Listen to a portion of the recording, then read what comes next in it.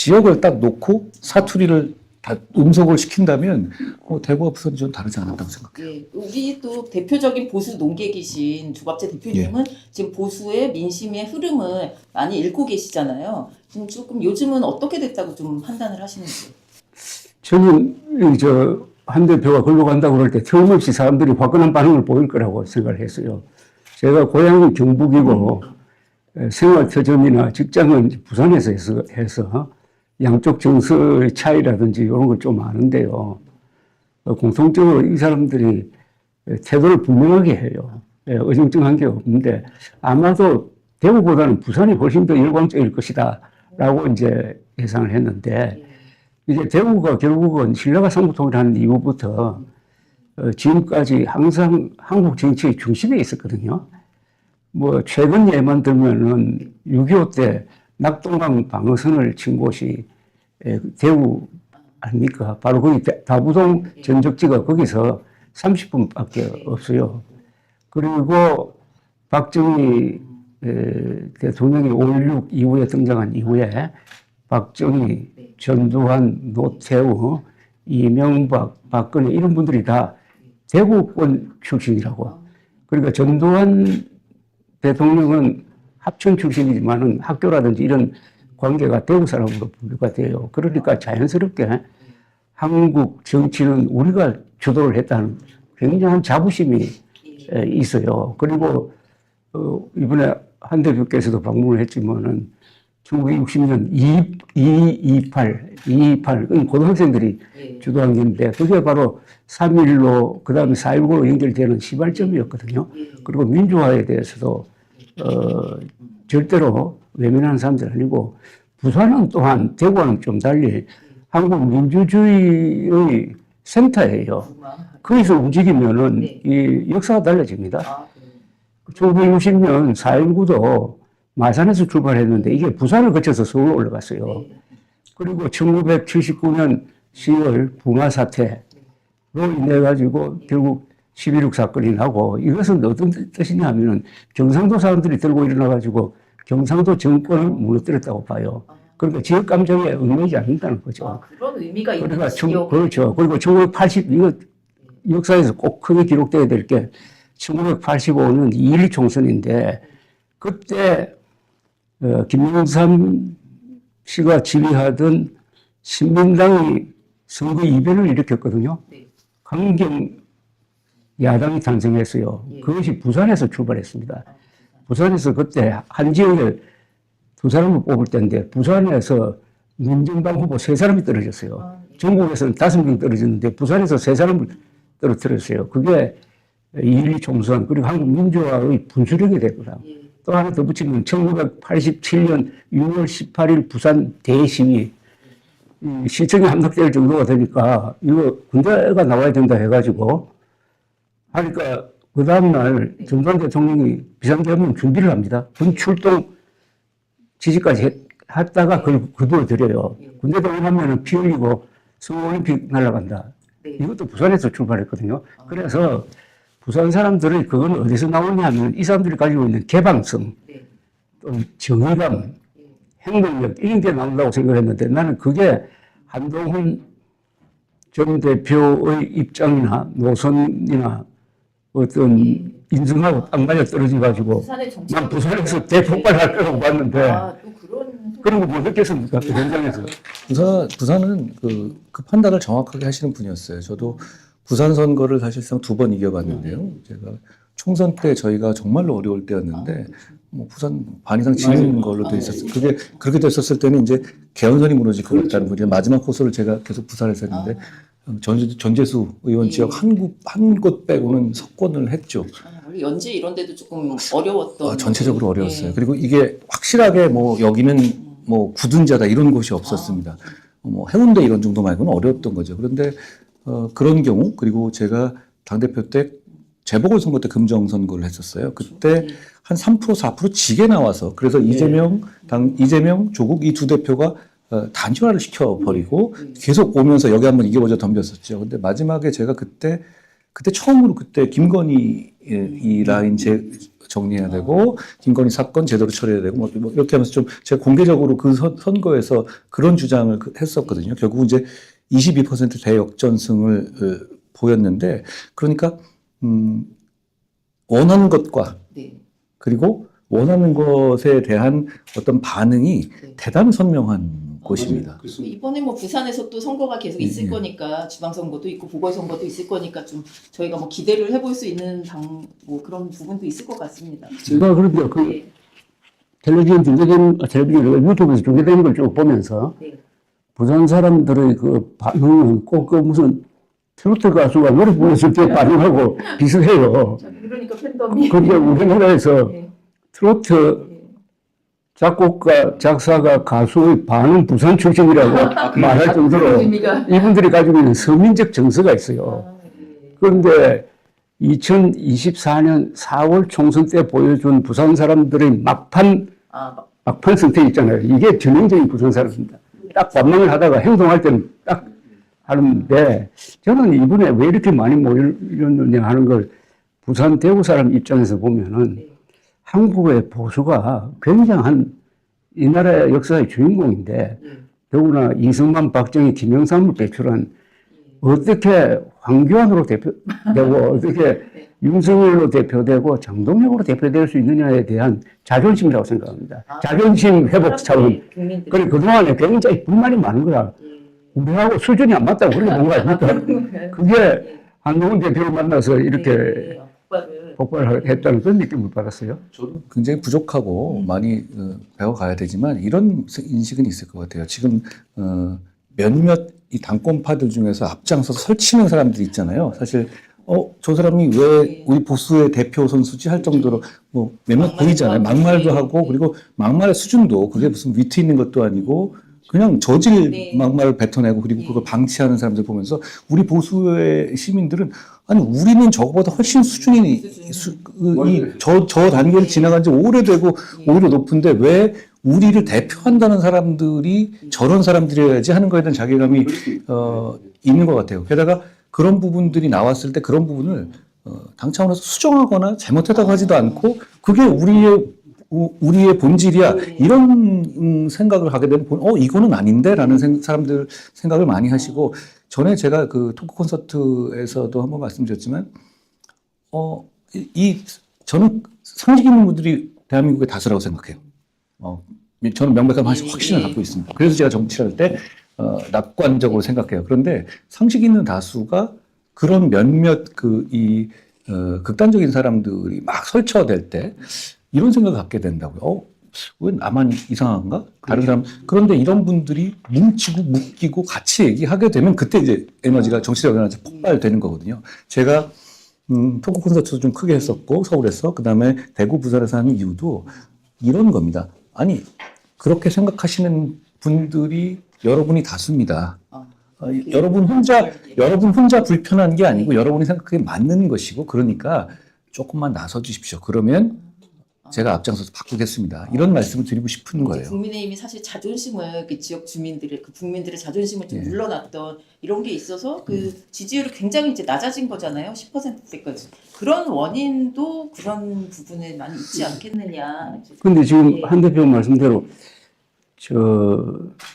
잠실 실내 경기장 토크 콘서트 15,000명. 그렇죠. 그 다음에 이번 대구, 부산은 어느 정도인지 모르지만 각 10,000명이라고 한다면 그러면 합쳐도 3,4만 명 돼요. 그런데 이게 지금 말씀하신 대로 딱 모이면 어떤 생각이 드냐면 이 용기가 전염이 돼요.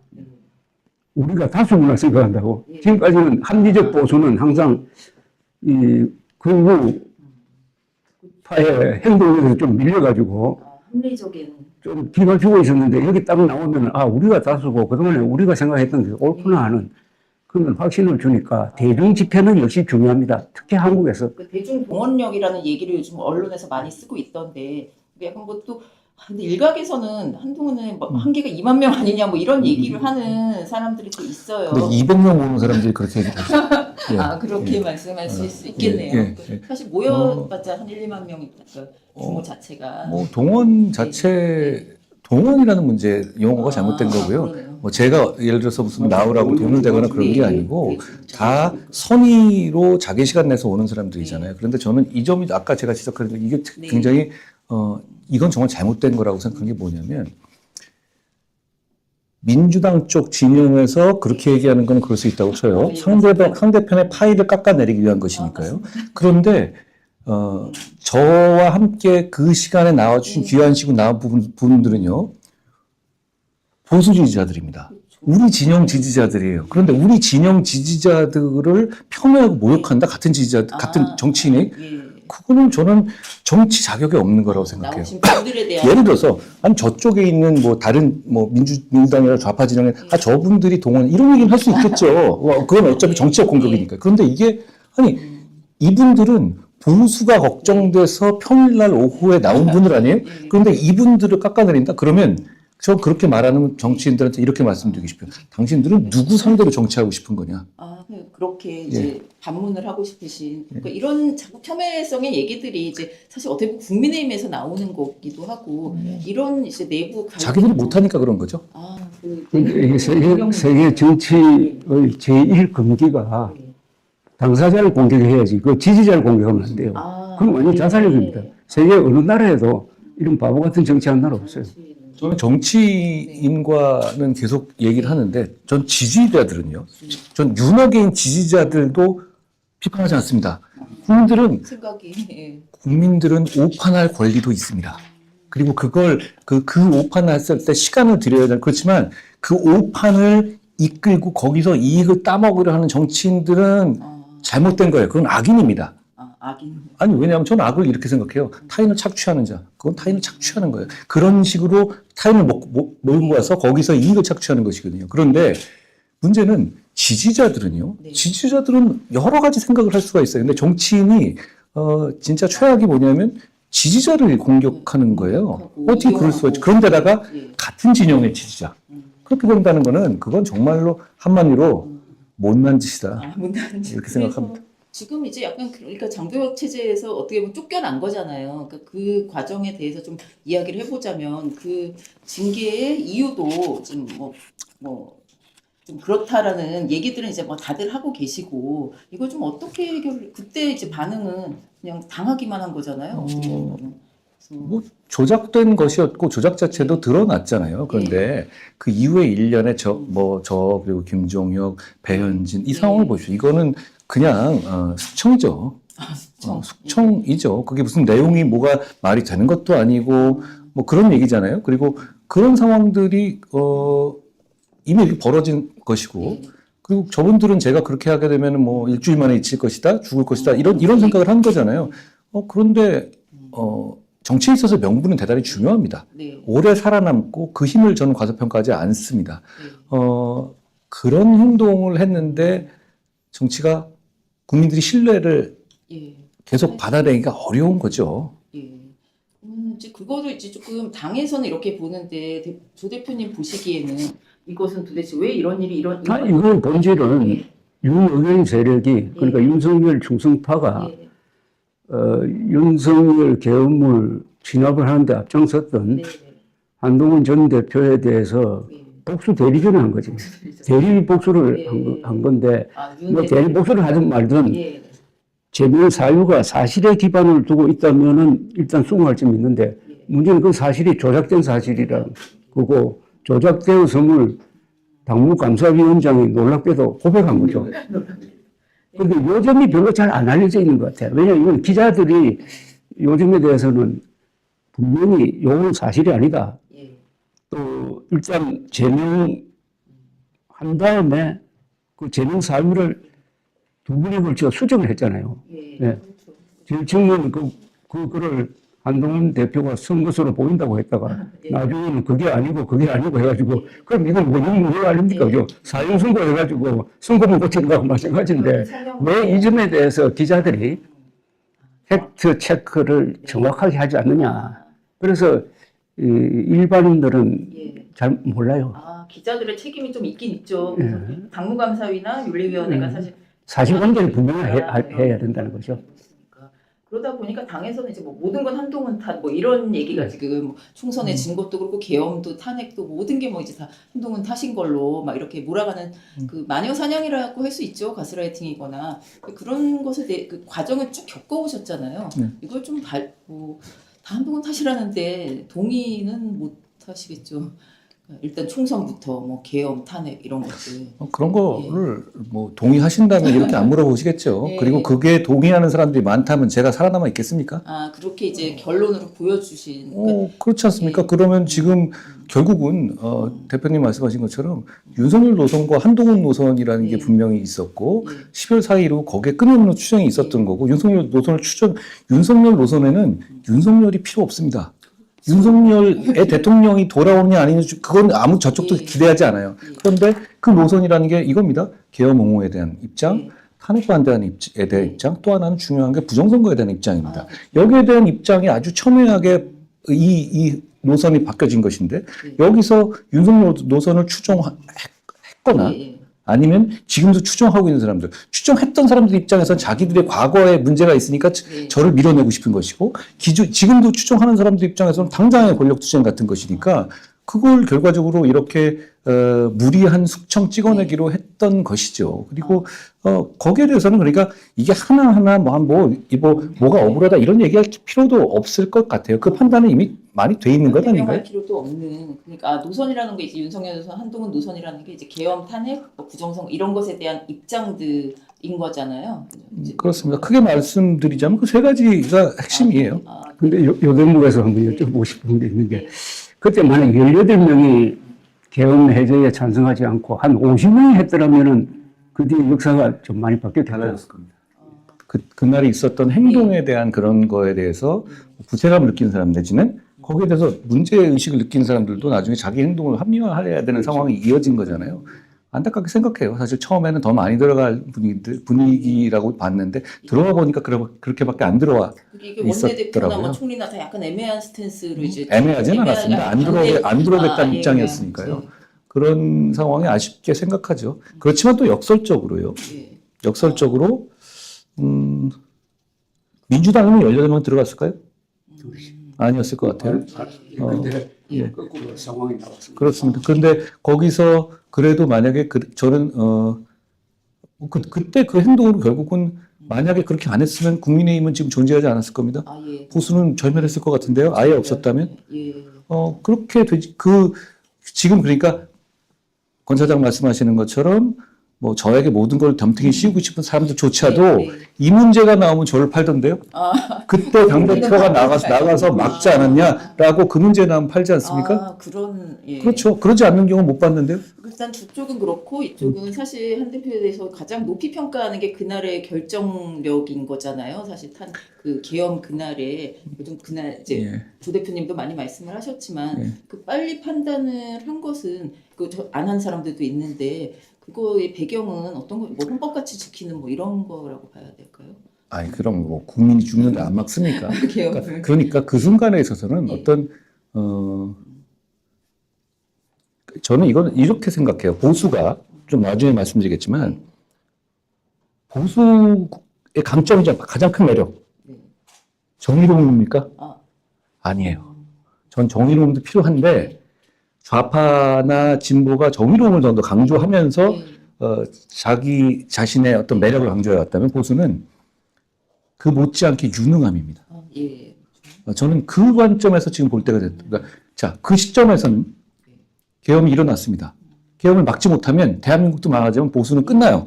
그러면 이걸 막아내야 하는데 그걸 막는 방법이 당대표로서 먼저 나서고 먼저 민주당보다 적극적으로 나서고 부역을 못할 군인을 막아서 계엄을 막아내고 어떻게든 위협 사태를 안 나게 만드는 것. 그게 필요하고 저는 그것도 이게 왜 그랬냐의 문제가 아니라 유능함의 문제라고 생각해요. 왜 그랬냐? 아니 민주주의자면 안 막습니까? 막아야 되는 거예요. 거기는 1초도 생각할 게 없어요. 뭐 죽더라도 막아야죠. 그럼 거기서 그 위치에 있는데 뭐 평소에 오점을 짓고 그럼 정치를 시작한 게 개인 사업하려고 한 게 아니잖아요. 그럼 그 시점에서는 어떻게 보면 저한테 역사적 임무가 주어진 거고 그 임무에 대한 답은 그냥 0.1초 만에 나온 거예요. 그러면 그때부터 제 생각은 이걸 할 거냐 말 거냐는 끝난 얘기고 어떻게 막을 거냐에만 집중하면 되는 것이었고 저는 그때부터 탄핵으로 쫓겨날 때 탄핵 네. 이후로 쫓겨날 때까지는 딱 그 기준으로 행동했던 것 같아요. 지금 제가 과거 이제 사례를 들면은 예. 계엄령 쿠데타가 일어났을 때 꼭 행동해야 할 사람이 어떤 모습을 보였느냐에 따라서 역사가 바뀌거든요. 그러니까 1961년 5.16 쿠데타 또는 군사혁명이 일어났을 때 막을 수 있는 사람이 장면 총리인데 이분이 수도원으로 피해버렸어요. 그 다음에 막을 수 있는 사람이 윤보선 대통령이었어요. 윤보선 대통령은 장면 총리를 싫어했어. 그래서 군인들이 오니까 올 것이 왔다 해가지고 사실은 미군이나 일군을 동원한 계엄령 진압을 못하도록 했습니다. 그래서 이제 승부가 났고, 그 다음에 1979년 12.12 군사변란 때 최규하 대통령이었다고. 그래서 이미 연행해놓고 전두환 보안사령관이 여기 연행 재가를 해주십시오 하니까 최규하 대통령이 한 8시간 버텼어요. 그러니까 국방장관을 데려오라고. 그런 사이에 이미 상황이 끝나버렸어요.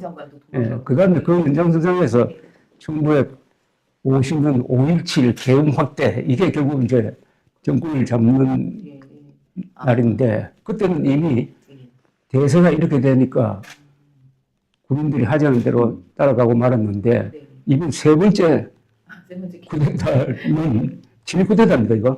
친일 쿠데타는 한동훈 대표가 제일 먼저 액션을 했어요. 그래서 난 유일하게 막았다고는 안 하고, 더 퍼스트 퍼슨이라고 그래요. 첫째, 계엄 선포 나오고, 자막에 성명서가 실린 게 한 10분 뒤쯤 될 거예요.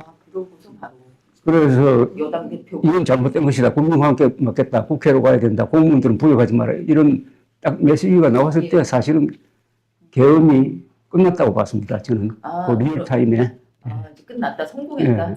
그래서 저는 그런 맞는 역사적 선택. 그래서 지금 옆에 앉아 있지만은 우리 한동훈 대표가 다른 정치인하고 급이 다른 것은 역사적 선택에서 결정적 행동을 했고 그게 옳았다는 게 이제 증명이 되니까. 그 점에 대해서는 사실 누구도 좀 반박을 하기가 힘들 것 같아요. 근데 이제 계속 문제가 되는 것은 또 그거죠. 이제 왜 윤석열과 싸웠냐, 뭐 맨날 이런 얘기인데 항상. 그러니까 저는 이제 싸우지 않았다고 생각을 하는데 참 살짝 짧게 설명을 해주시면 이제. 근데 오히려 역설적으로 지금 나오는 여러 가지 얘기들이 있잖아요. 의료라든가 여러 가지 일화들이 계속 나오고 있죠. 그러면 그때 안 싸웠던 사람들이 문제인 거예요. 그러니까 싸웠다는 표현은 제가 다시 할게요. 문제를 바로잡기 위해서 용기 있게 나서지 않았던 사람들이 문제지. 오히려 그때 윤석열 대통령 부부의 문제를 바로잡기 위해서 손해를 감수하고 얘기했던 사람이 저밖에 없었던 게 문제지. 그때 옆에서 다들 탬버린 치고 있었던 게 문제 아닌가요? 초반에는 그래도 이 대통령실이나 이런 쪽에서 주변에도 발음하는 사람 좀 있었어요. 총선 당시에 있었어요. 그런데 그분들이 하나 사라지기 시작했죠. 그럼 나중엔 다 어떻게 됐습니까? 그러면 그리고 그런 분들이 그런 상황에서 나중에 제가 당대표가 되고 뭐 이렇게 된 상황에서는 저 말고는 윤 대통령 부부에 대해서 비위에 거슬리는 말조차 못하는 상황까지 간 겁니다. 그러면 비위에 거슬리지 못하는 상황에서 왜 비위를 너는 혼자서 거슬렸냐고 얘기하는 게 맞습니까? 왜냐하면 잘못 가는 길이었잖아요. 김건희 여사 전행하고 있고 이랬잖아요. 근데 그걸 뻔히 알면서 얌전히 있었어야 한다고 주장한다면 그런 사람들한테 저는 이렇게 말씀드리고 싶어요. 정치를 왜 하는 겁니까? 정치는 그렇게 개인적으로 어떻게 등 따서 배부르기 위해서 하는 게 아니라 공공선을 위해서 하는 거예요. 저는 그때 윤 대통령의 문제를 바로잡는 것이 대한민국의 공공선과 보수를 위해서 정말로 필요하다고 생각했어요. 그때 제가 느꼈던 감정은 아니 이거 제 얘기를 왜 나 혼자 이러고 있지? 이거였지. 왜 저 사람들은 나하고 얘기할 때는 다 윤 대통령 문제라고 얘기하면서 막상 문제를 내고 메시지를 낼 때는 나를 공격하고 윤 대통령한테 저렇게 아부하지? 분위기는 그랬군요. 대부분 그랬잖아요. 의료사태 지금 얘기 나오는 거 다 제가 했던 것, 제가 지적했던 방향이 혹시라도 하나하나 점검해 보시오. 제가 했던 방향이 그러니까 윤 대통령에 대해서 이제 제가 반대했던 방향들이 반기라고 할 것도 없어요. 왜냐하면 사이드로 다 얘기했는데도 안 들으니까 그런 거예요. 자, 그러면 그것이 방향이 틀렸던 게 있습니까? 그렇죠. 이제 결국은 지금 또 하고 있는 다, 게, 자, 의료 사태, 예. 뭐 그 전에 있었던 거, 뭐 명태균 문제, 김건희 문제, 그게 제가 틀린 방향으로 갔던 게 있습니까? 근데 왜 제가 틀린 방향이 없냐 하면 제가 정말 필요한 최소한만 가지고 싸웠기 때문이에요. 그런데 그때 찍소리 안 하고 대통령과 김건희 씨에게 아부했던 사람들이 네가 싸워서 이런 일이 벌어졌다고 얘기하는 것은 이건 정말 적반하장의 문제예요. 자, 저는 이렇게 말씀드리고 싶어요. 그때 그 사람들이 제대로 행동하지 않아서 윤 대통령이 결국은 이런 길로 간 거다. 아, 그렇게 지적을 이제 하는 게 맞죠. 사실 그래서 충선도 적고 그렇습니다. 이런 일이 다 일어났고 계엄도 결국은 부인 때문에 일어난 아니, 거 그리고 아닌가. 총선 얘기를 했을 때 아까 말씀하셨는데 총선 제가 초반에 지휘할 때 170석 얘기 나왔어요. 이종섭 사태 났고 쭉 그 의료 사태, 황상무 사태, 그리고 대파 사태 그 과정에서 정말로 바뀐 거 아니었어요? 그 전까지는. 그런데 그때 그 과정에서도 역시 윤 대통령 편 들었던 사람들이 이 총선을 저한테 책임을 이제 다 떠맡기고. 그런데 문제는 그러니까 그 총선 이후에 제가 물러났잖아요. 네. 근데 그 이후에 제가 62%로 민심 당선. 그럼 그런 당심과 민심은 그거를 평가한 거 아닙니까? 전당대회에서 평가를 이미 받으셨죠. 그 상황을 본 건데 그걸 지금 와서 다시 이렇게 하는 건 기억을 왜곡하는 것이죠. 지금 이게 이제 배신자론과 연결이 되는데, 이제 지금 배신론이 요새 나오고 있는 것의 핵심은 왜 탄핵에 찬성했느냐 부분 같아요. 그 부분은 설명을 명쾌하게 하실 필요가 있다는 생각이 들어요. 전체적으로 이제 개헌부터 해서 이제 사람들이 많은 인식의 동의가 여기까지 좀 진전하고 있다고 생각해요. 일단 개헌 단계에서까지도 개헌도 잘한 거라는 사람이 많았잖아요. 그 단계는 좀 지나고 대표님 말처럼 자, 오케이. 그러니까 오케이. 너 개헌 저지는 좋아. 박수 쳐줄게. 끝. 그런데 너 혹시 탄핵을 안 할 방법은 없었어? 너 때문에 탄핵된 거 아니야? 이렇게 주장을 하죠. 그런데 이건 기억의 왜곡입니다.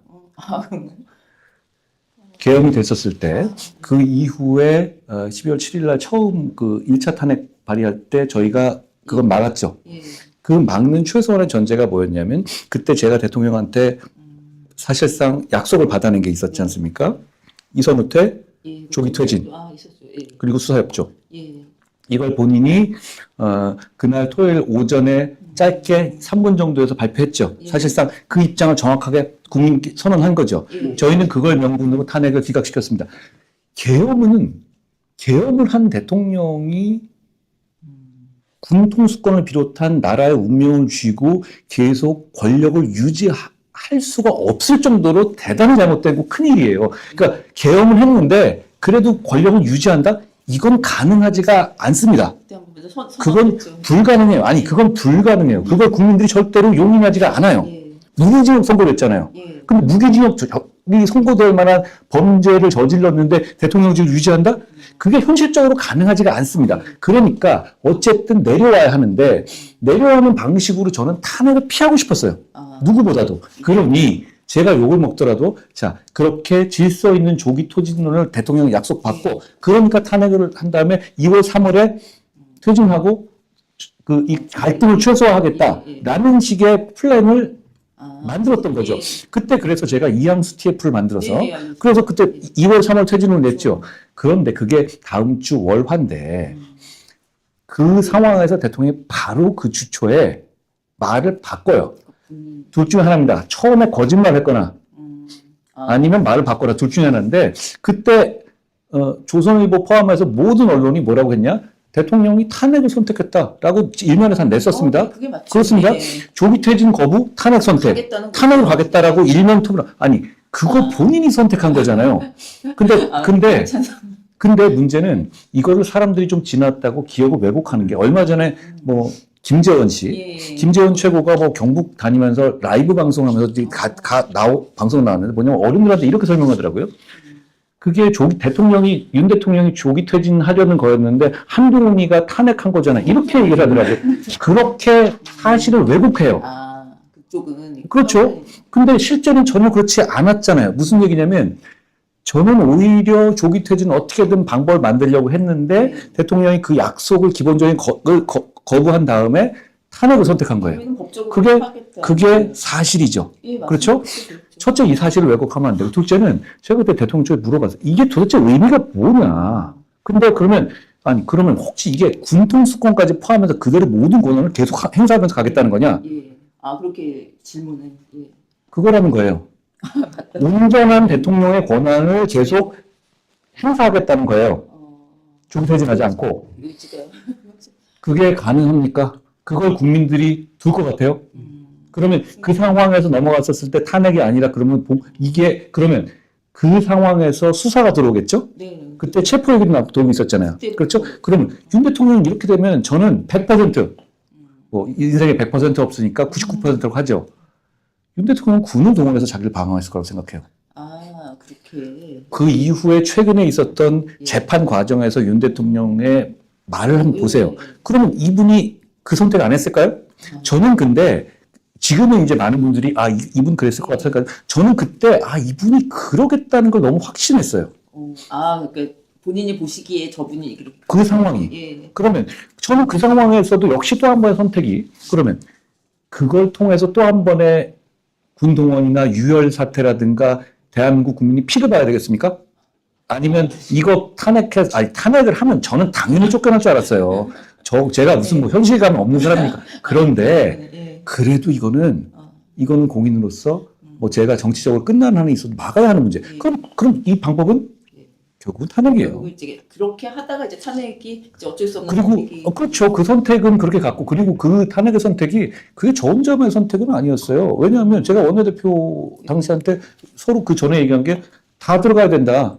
다 들어. 원래 그 전에는 가둬놓고 못 들어가게 하게 1차는 그렇게 예. 했죠. 근데 원래 2차 때는 가둬놓고 있으면서 한 명씩만 희망자 나가자는 그런 식이었어요. 그럼 어차피 안 됩니다. 그래서 제가 권 원내대표랑 전날 이런 얘기를 했어요. 아니 어차피 이거 하면 책임 내가 지고 내가 쫓겨나지 않겠냐.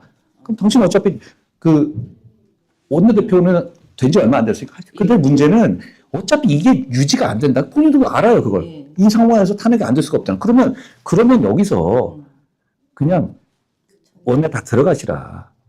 그런 결론은. 그러고 나서 어차피 책임은 내가 지는 거 아니냐. 내가 여기서 이거 유지되겠냐 당연히. 아니 그래서 그날 그 탄핵 당일날 어떻게 했냐면 원내대표가 그냥 우리 다 들어간다 이렇게 발표해버렸잖아요. 예. 반발이 막 있었지만 예. 그거 좀 이상하지 않았습니까? 그렇게 얘기된 거였어요. 그러니까 이거는 저는 권 원내대표 네. 비판하는 게 아니에요. 나름대로 저는 정치를 했다고 생각해요. 그분 입장에서는 또. 그리고 저는 이런 상황에서 제가 당대표의 직을 유지할 수 없다고 저는 처음부터 각오한 네, 것이고 네. 그러면 이 상황에서는 그게 저는 애국의 길이었다고 생각해요. 만약 그러지 않았다? 어떻게 됐을까요? 그러니까 그러다 보니까 이제 본인 정치가 이제 상관이 있는 게 아니라 어차피 내 당 대표직은 어차피 그때는 근데 이건 막. 근데 그 시점을 생각해 보면 분위기 험악했잖아요. 워낙 그러면 제가 감수한 게 제 당대표직 내려놓는 겁니까? 아니면 정치에서 아예 끝나는 거지? 그거 아니에요? 아니, 근데 저는 이 원칙이 있어요. 적어도 아주 큰 대의 앞에서는, 그거는 예를 들어서 내가 정치적으로 그냥 죽거나 끝나도, 정치적으로 죽어도, 그건 운명이라고 생각해요. 그건 저는 큰 정치는, 진짜 이런 문제가, 이런 큰 대의를 맞게 되는 역사적 상황을 모든 정치인이 쉽게 맞닥뜨려지는 않죠. 그런데 저는 그 상황에 맞닥뜨려졌잖아요. 그러면 저는 어떻게 보면 그때는 그렇게 행동해야 하는 거라고 생각해요. 그러면 제가 짧은 정치였지만 그 시기가 좀 빨리 온 거고 저는 그때 그런 정치를 할 수 있는 사람이 그 중요한 자리에 있는지 여부가 나라의 흥망을 좌우한다고 생각해요. 역사적으로. 그런데 지금 말씀하신 중에 중요한 게 윤석열 대통령이 국군 통수권자라는 사실이에요. 국군 통수권자를 겸한 사람이 진입 쿠데타를 했다가 실패해가지고 계속 군 통수권을 유지한다는 게 이게 가능하냐? 그럼 그 위험성. 근데 아까 말씀드렸던 대로 자유를 지키기 위해서 군대를 동원할지 모르겠다. 그는 뭐 실현이 안 됐지만은 그걸 유추할 수 있는 게 체포영장을 집행하려고 할 때 병력을 동원해가지고 자신을 막았잖아요. 그러면은 군대를 동원할 개연성이 있었다는 게 수방사 있죠. 수도방위사령부. 수도방위사령부의 임무가 뭡니까? 대통령 보호예요. 수도 보호고 당연히 그 상황에서는 왜냐하면 윤 대통령 입장에서는 그 계엄의 정당성을 주장하겠다는 것이기 때문에 계엄의 정당성은 뭐냐면 야당을 비롯한 자기 반대 세력은 다 반국가 세력이니까 척결의 대상이 입장 유지하겠다는 거잖아요. 그런데 그 척결의 대상이 자기를 잡으러 온다. 그러면 그거를 당연히 군대로 막겠다라는 그 로직이 유지되는 거예요. 그럼 이 지금 계엄 사태를 2차전으로 끌고 가겠다는 것이거든요. 본인의 말도 틀린 건 아니지 않은가 그러면은. 그러니까 본인 입장에서는 그 입장으로 가겠다는 건데 문제는 이 위헌위법의 계엄이 이렇게 된 이상 국민들은 절대 그걸 용납하지가 않습니다. 그러면 어떻게 되겠어요? 근데 윤 대통령의 또 개인적인 성정상 여기서 국민들이 다친다고 물러날 스타일이 아니잖아요. 지금 보시다시피. 그러면 대한민국이 여기까지 오게 된 경제적 성취. 만약에 그런 상황에서 진짜 국민들이 유혈사태 난다. 경제 어떻게 되겠어요? 주가 어떻게 되겠어요? 그리고 여기 나오는 어떤 신뢰. 그런 부분도 저는 그 이후에 미국 대사나 여러 번 만났었는데 이걸 아니 좀 웃으면서 이래도 21세기 한 대한민국에서 마샬러라고 이런 식의 황당한 반응이었어요. 그러니까 우리는 그런 거에서 벗어났다고도 전 세계가 믿는 나라였다고. 근데 마샬러라 하면은 한자로 번역하면 그게 군정이거든. 그분 개인보다는 훨씬 더 직접적인데 군정, 21세기에 군정을 한다. 그런데 이게 이번 사태에서 하나 헌법적인 문제가 하나 제기가 됐는데 이게 헌법 제5조거든요.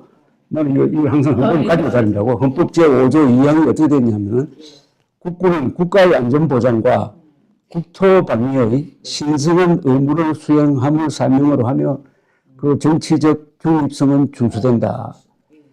이 헌법 5조에 대해서 거의 모든 사람들이 무관심한데 이번에 헌법재판소가 탄핵을 결정하면서 이 헌법 5조 위반이라고 했어요. 그런데 여기서 이 대목은 아주 중요한 의미가 있습니다. 국군은 국가의 안전보장과 국토방위의 신성한 의무를 수행함을 사명을 한다는데 국가의 안전보장은 영어로는 내셔널 시큐리티라고요. 그런데 이게 상당한 포괄적입니다. 국가의 안전보장은 국내에서 예컨대 반란이 일어났다 이거예요. 예컨대 이거 좌익들이 반란을 일으켰다. 그럼 그걸 지나갈 책임은 국군이 있는 거예요. 또 심하게 이야기할 때 심하게 이런 경우도 있어요. 집권 세력이 완전히 북한과 내통해가지고 뭘 하려고 할 때 그걸 지나줘야 될 책임은 최종적인 책임은 국군에 있다는 쪽으로도 해석이 가능해요. 국가의 안전보장이 굉장히 포괄적인 의미거든요. 대통령이 이상한 짓을 하면. 그래서 이 헌법 5조가 언제 만들어졌냐면 제5공화국 때 들어갔습니다. 5공화국 때 이 조항이 들어갔어요. 이 조항, 그런데 이 비슷한 조항을 가지고 있는 나라가 세계에서 터키 같은 나라, 터키. 그래서 터키는 이런 조항을 이용해가지고 합법적으로, 저건 쿠데타라고 안 하지. 성추행 정권을 바꾸고 한 적도 있어요. 하여튼 그런 쟁점을 하나 제공. 국군이 가지고 있는 권한이 어마어마하다고. 국가 안전보장입니다. 국가 안전보장을 이것도 신성한 의무라고 그랬어요. 신성한 의무. 그런데 이런 사태가 오면 안 되겠지만은 헌법 5조가 발동되지 않을 수 없는 상황까지 예정해가지고 만든 조항이 이 조항입니다. 헌법 5조. 보수의 미래를 넘어가기 전에 워낙 윤 부부의 좀 잘 아시잖아요. 방금 성정도 얘기하셨고 그 전까지는 이제 잘 아는 사이였고 이런 상태까지 벌어질 거라고 생각을 하신 건가요?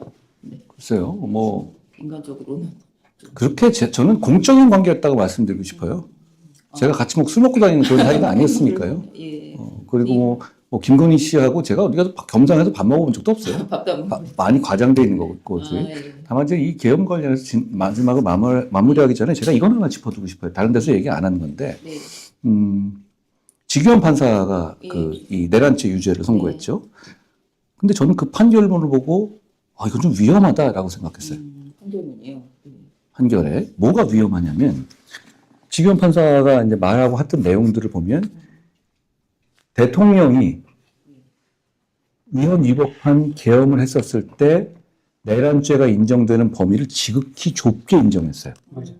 그러니까 무슨 얘기냐면 그렇다고 해서 윤석열 대통령이 한 걸 내란이 아니라고 한 게 아니라 역설적으로 뭐냐면 윤석열 대통령 식으로 해야만 내란이다. 이렇게 좁혀놨어요. 그럼 무슨 뜻이냐? 그러면 만약에 이재명 대통령이 다른 이유를 가지고 계엄을 할 때 아, 이렇게 하면 내란이 안 되는 가이드라인 같은 준 느낌을 받았어요. 판례가 이렇게 나오니까. 1심에서 그렇게 너무 그렇게 그렇게까지 얘기할 이유가 없거든요. 예를 들어서 이런 거거든요. 계엄을 하게 된 동기라든가 이런 거에 대해서는 사법 판단의 대상이 안 되는 것처럼. 아니, 그렇게 따지면 안 되거든요. 그거는 그렇게, 왜냐하면 이 계엄이 불법이었던 이유가 국회에다 군을 보내고 무슨 포고령에서 뭐 위반한 이런 얘기인데 그런 절차적 이유 때문에 중대범죄가 되는 게 아니라 이 권한 자체는 그렇게 쓰면 안 되는. 그러니까 내라는 거, 그러니까 전시에 준하는 정도의 상황이 아닐 경우는 이건 쳐다보지도 말아야 한다라는, 하는 조항이지, 이게, 그러니까 이 앞쪽에 요건이 실제로 해당되는지 여부에 대한 판단은 마치 사법심사의 대상이 아닌 것처럼 얘기했어요. 근데 그건 위험합니다. 그렇게 따지면, 예를 들어서 이재명 대통령이 재판 재개돼서 사법부가 쿠데타를 하는 거다라고 규정한 다음에, 우리 헌법은 입법을 제외한 사법과 행정에 대한 제약, 그 어떤 통제, 이게 계엄의 핵심이에요. 그러니까 지금 윤 대통령이 이게 내란인 이유는 입법부를 제압했기 때문이다라는 주장이거든요. 그럼 역으로 말하면, 근데 이게 사법부를 제압했다 하더라도 이거는 내란죄가 돼야 됩니다. 그런데 이 1심 판결에 따르면 뭐냐면, 이거는 앞부분은 사법심사 잘 안 되고 요것만 된다. 이런 식으로 이걸 좁혀놓은 것은 오히려, 저는 그 부분은, 항소심에서 오히려, 왜냐하면, 아니, 이거는 그런다고 해서 무슨 뭐, 윤호개인 세력이 원하듯이 윤 대통령이 내란이 아니다. 이렇게 한 것도 아니에요. 오히려 윤이 한 것만 내란죄가 되듯이 해놨어요. 저는 이 부분에 대해서는 조금, 이 항소심에서 많이 바로 잡아야 한다고 생각하고, 이건 좀 지적해둘 필요가 있어요. 왜냐면 근데 이 결과가 내란죄가 인정되고 무기징역을 이것만 얘기하고 나니까 이걸 지적한 사람이 아무도 없더라고요. 근데 저는 이걸 딱 들은 순간, 저게 무슨, 그러니까 그 로직 자체가, 이게 이런 어떤 이유에서 예를 들어서 뭐 앞에서 무슨 동기들이 있었는데 이 부분에 대해서는 뭐 심사 대상이 아닌 것처럼 얘기해서 그거는 문제가 있는 거지. 좀 고성 표현대로 하면은 절차적 문제를 따져가지고 뭐 할 필요는 없다 이러면서 그건 이제 윤 쪽에 그러니까 아니 절차 문제는 안 따져도 된다. 다만 이게 어떤 목적으로 어떻게 수행이 되었느냐 하는 것만 따지겠다고 했어요. 그러면서 이 사람이 제일 몇 번 되풀이한 게 이번 이 사건의 핵심은 군을 국회로 보낸 거다. 이걸 두 차례 강조를 했거든요. 그런데 그게 참 논리상은 굉장한 비약이 있는데 그러면은 비상대권 사실은 비상대권이라는 것은 우리나라 헌법에 없는데 그건 왕이 하는 이야기인데 왕은 비상대권은 인정해 준 거예요. 그 비상대권을 발동할지 안 할지는 왕이 알아서 하면 된다. 그러니까 군을 대법원으로 보냈습니다. 이게 문제야. 그러니까 그 얘기잖아요. 이게 큰 허점이 많이 생겼더라고. 나는 왜 이런 논리를 폈는지 이거 참 그것도 진지한 법리를 이야기하지도 않고 한 문장으로 그냥 넘어가 버렸어요. 그런데 물론 이건 항소심에서 바로 잡힐 거라고 보는데 윤을 그냥 저기로 만들기 위한 뭐 로직인가요? 그렇다면 한덕수 어차피 그거는 막 그렇게 빼주려면 여기 무죄를 했어야지. 그것도 아니고. 예. 그래서 그거는 좀 제가 보기에는 위험한 로직이 안에 들어있다라고 생각합니다. 지금 사법부에 대한 좀 그런 판단. 또 헌법의 취지와도 안 맞잖아요, 그죠? 그렇죠. 저는 정확하게 말하면 사법부의 판단이 아니라 이거는 직위원 재판부의 판단이에요. 네, 그렇죠. 한 사람은 뭐 약간 도출적인 견해라고 나는 봅니다. 어떻게 될지는 아직 좀 두고 봐야 한다는. 근데 이제 그만큼 어떻게 보면 저 재판은 굉장히 보수적인 판단이에요. 그러니까 모든 걸 쳐내더라도 사실상 이 된다 이런 식의 사실 흐름으로 온 거죠. 이건 그분의 문제가 아니라 이게 약간 좀 논리적인 문제가 있는 걸로 보이는. 근데 아까 우리 한 대표가 이제 화두를 하나 던졌는데 그걸 이번에 저 대구 가서 한국 보수가 유능해져야 된다. 한국 보수가 가장 지금 치욕스러운 게 한국 보수는 세계에서 가장 유능한 문명 건설 세력이었잖아요.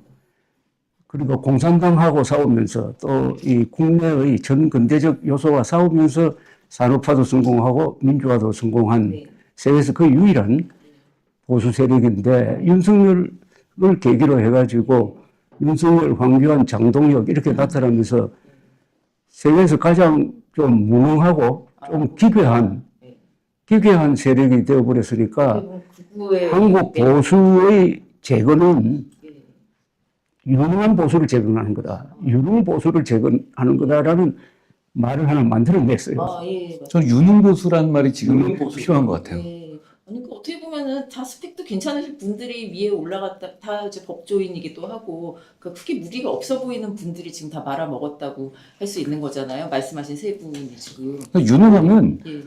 어, 거리나 이런 스펙으로 하는 게 아니에요. 예. 유능함은 결과로 말하는 거예요. 결과요. 성과로 말하는 것이고, 그리고 유능함은 위기에서의 판단력과 실행력과 배짱이에요. 예. 저는 리더십에 있어서 유능함이 모든 디테일을 다 알아야 되냐? 그럴 수는 없어요. 그런데 위기에서 적기에 판단하고, 그리고 그 판단을 실천할 만한 의지가 있는지, 그리고 그 순간에 머뭇거리지 않는 배짱 이런 건데, 그게 어느 순간에 사라졌어요. 그러니까 제가 아까 처음 말씀드렸다시피 전통적으로 말하면 좌파 내지 진보는 정의로움을 좀 치중하고 그걸 가지고 셀링을 하죠. 그리고 우파는 유능함을 오히려 과거부터 매력과 장점으로 해놨어요. 근데 어느 순간에, 그러니까 우파 내지 보수가 정의로움을 외면한다는 얘기가 아니라 어떻게 본다면 정의로움 못지않게 유능함에 대해서 조금 정의롭지는 않더라도 유능함과 실용성에 대해서 그걸 하는 거죠. 근데 어느 순간에 좌파 내지 그러니까 진보 쪽은 정의롭지 않아요. 지금 더 정의롭지 않죠. 하는 행동이. 그리고 그렇게 한마디로 말해서 분탕을 치는데도 문제는 우파 진영 내지 보수 쪽에서 유능함을 자꾸 못 보는 거예요. 그러니까 국민들께서. 그러니까, 뭘 계속, 그러니까 이게 게다가 개혁으로 정의롭지도 않고, 그런데다가 유능하지도 않아? 그러면 도대체 우리가 당신들을 왜 지지해야 돼? 이런, 아주 본질적이고 아픈 문제를 하게 되는 것이죠. 보수 민심이 화가 나는 그런데 저는 왜 보수가 갑자기 이렇게 유능한 보수가 무능한 보수로 됐느냐, 그걸 한번 따져봐야 되는데, 그 두 사람이 결정 책임인데, 박근혜, 윤석열 두 사람입니다. 왜냐면 탄핵당했으니까. 예. 아니, 어쨌든 탄핵을 권력을 잡은 사람은 무슨 수를 쓰더라도 그 권력을 유지할 수 있어야 되거든. 예. 그게 유능의 가장 중요한 척도 아닙니까? 정치라는 건 결국 권력을 어떻게 잡고 잡은 권력을 어떻게 유지하느냐, 플러스 그 권력을 가지고 공동선을 위해서 얼마나 일하느냐로 결정되는 건데, 다 권력 이야기라고, 권력. 그런데 의외께도 박근혜 전 대통령은 탄핵당함으로써 권력을 놓쳤고, 윤석열은 자폭계엄으로서 뭐 이렇게 돼버렸는데, 그러면은 보수층은 유능해요, 아직도. 우리가 보수라고 구분할 수 있는 사람은 기업인, 과학, 기술자, 이런 사람 다 포함되니까 보수층은 그래도 유능한데, 보수 세력이 무능하고 보수당은 더 무능한 거예요. 그럼 여기서 반성할 게 있어야 되는데, 저는 역시 정당, 정치라고 생각합니다. 국민의힘이 그런 무능한 집단이 되었는데, 왜 무능했느냐? 왜 다 예스맨이 되었느냐? 그리고 왜 여기서 분열이 일어났느냐에 대한 반성이 있어야 되는데, 국힘당에 한정한다면은 이 공천이 참 문제예요. 지금의 공천 시스템, 지금의 공천 시스템이 결국 지금 국민의힘 100몇 명 되는 사람 같은 사람을 만들어내거든요. 그러니까 노예 근성, 좀 심하게 말하면 생계형 정치인들 웰빙 또는 토호 또는 뭐 식민지 관료형, 그 권력이 어떤 권력이라도 무조건 따라가고, 어떻게 이렇게 기분 좋은 사람이 부정선거 업무론자들한테 끌려가고 있습니까? 부정선거 업무론자들이 지금 총칼로 위협하는 것도 아니잖아요. 그렇죠. 스스로 가잖아요. 이게 우리 보수 무능의 여기가 소굴입니다. 그런데 이 시스템을 깨느냐?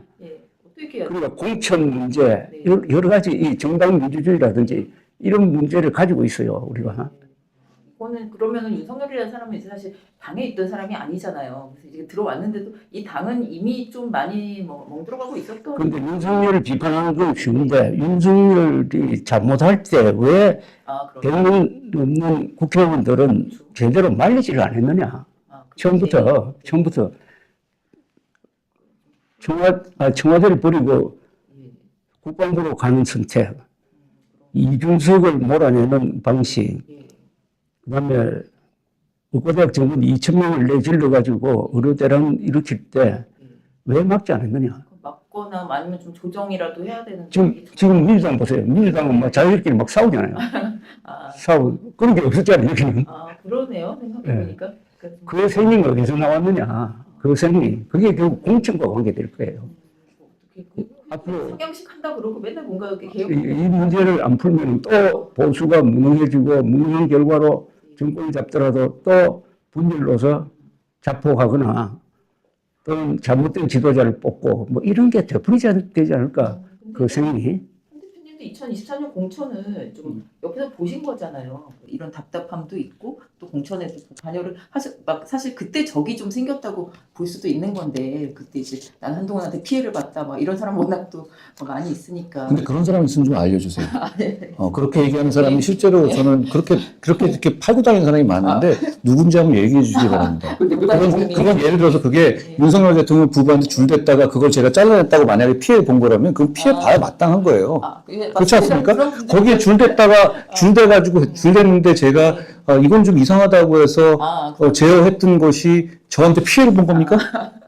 저는 그러네요. 혹시라도 진짜로 자기 이름 떳떳이 걸고서 그렇게 얘기할 수 있는 사람 저한테 딱 이름 걸고 얘기해 주십시오. 제가 왜 그분이 안 됐는지를 얘기해 주십시오. 그런데 제가 그 리얼타임에 쓴 기사가 생각나네. 그러니까 그때 공천이 어떤 식으로 이루어졌느냐 하면은 국힘당 공천은 상당히 조용하게 이루어졌어요. 그런데 이쪽은 시끄러웠다고. 그렇죠. 근데 저는 그게 불안하더라고.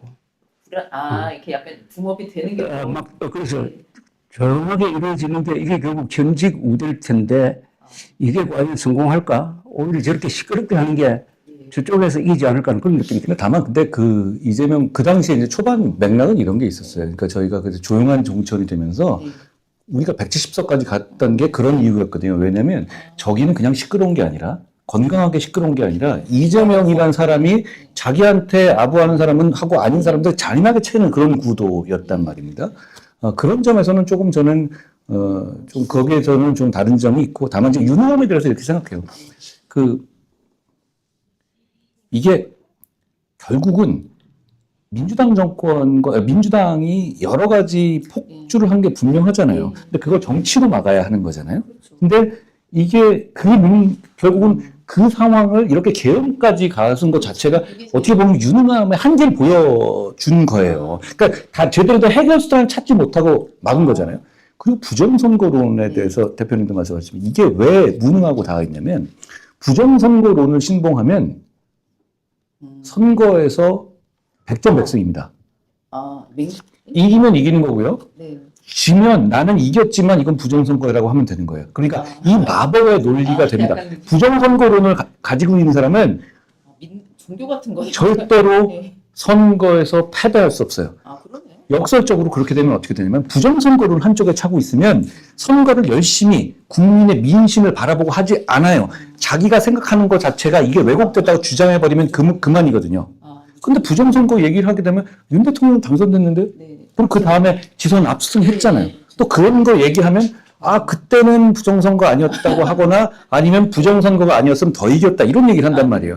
그런 방식은 결국은 이 선거라는 중요한 장에서 패배주의를 사실상 보면 이건 마음은 편한 거죠. 정말 그 무능함의 이제 극치네요. 패배주의. 자, 그런데 유능과 무능을 따지면은 국민의힘이 무능한 거하고 민주당이 유능한데 사례를 하나 들게요. 부정선거 음모론이 2013년에 김우중에 의해서 발명이 됐는데 김우중, 이재명 이런 분들이 김우중 해가지고 좀 퍼져갔어요. 민주당 안에서 퍼져가다가 지도부에서 금방 판단을 해서 이거 퍼지면은 투표율이 떨어진다.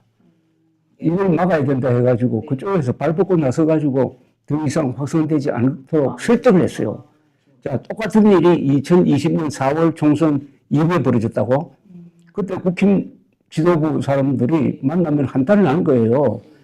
이거 민중 빼고는 있는 사람이 아무도 없는데 바깥에서 막 이렇게 주장을 하는데 이거 골치 아프다. 아니 골치 아픈 게 뭐예요?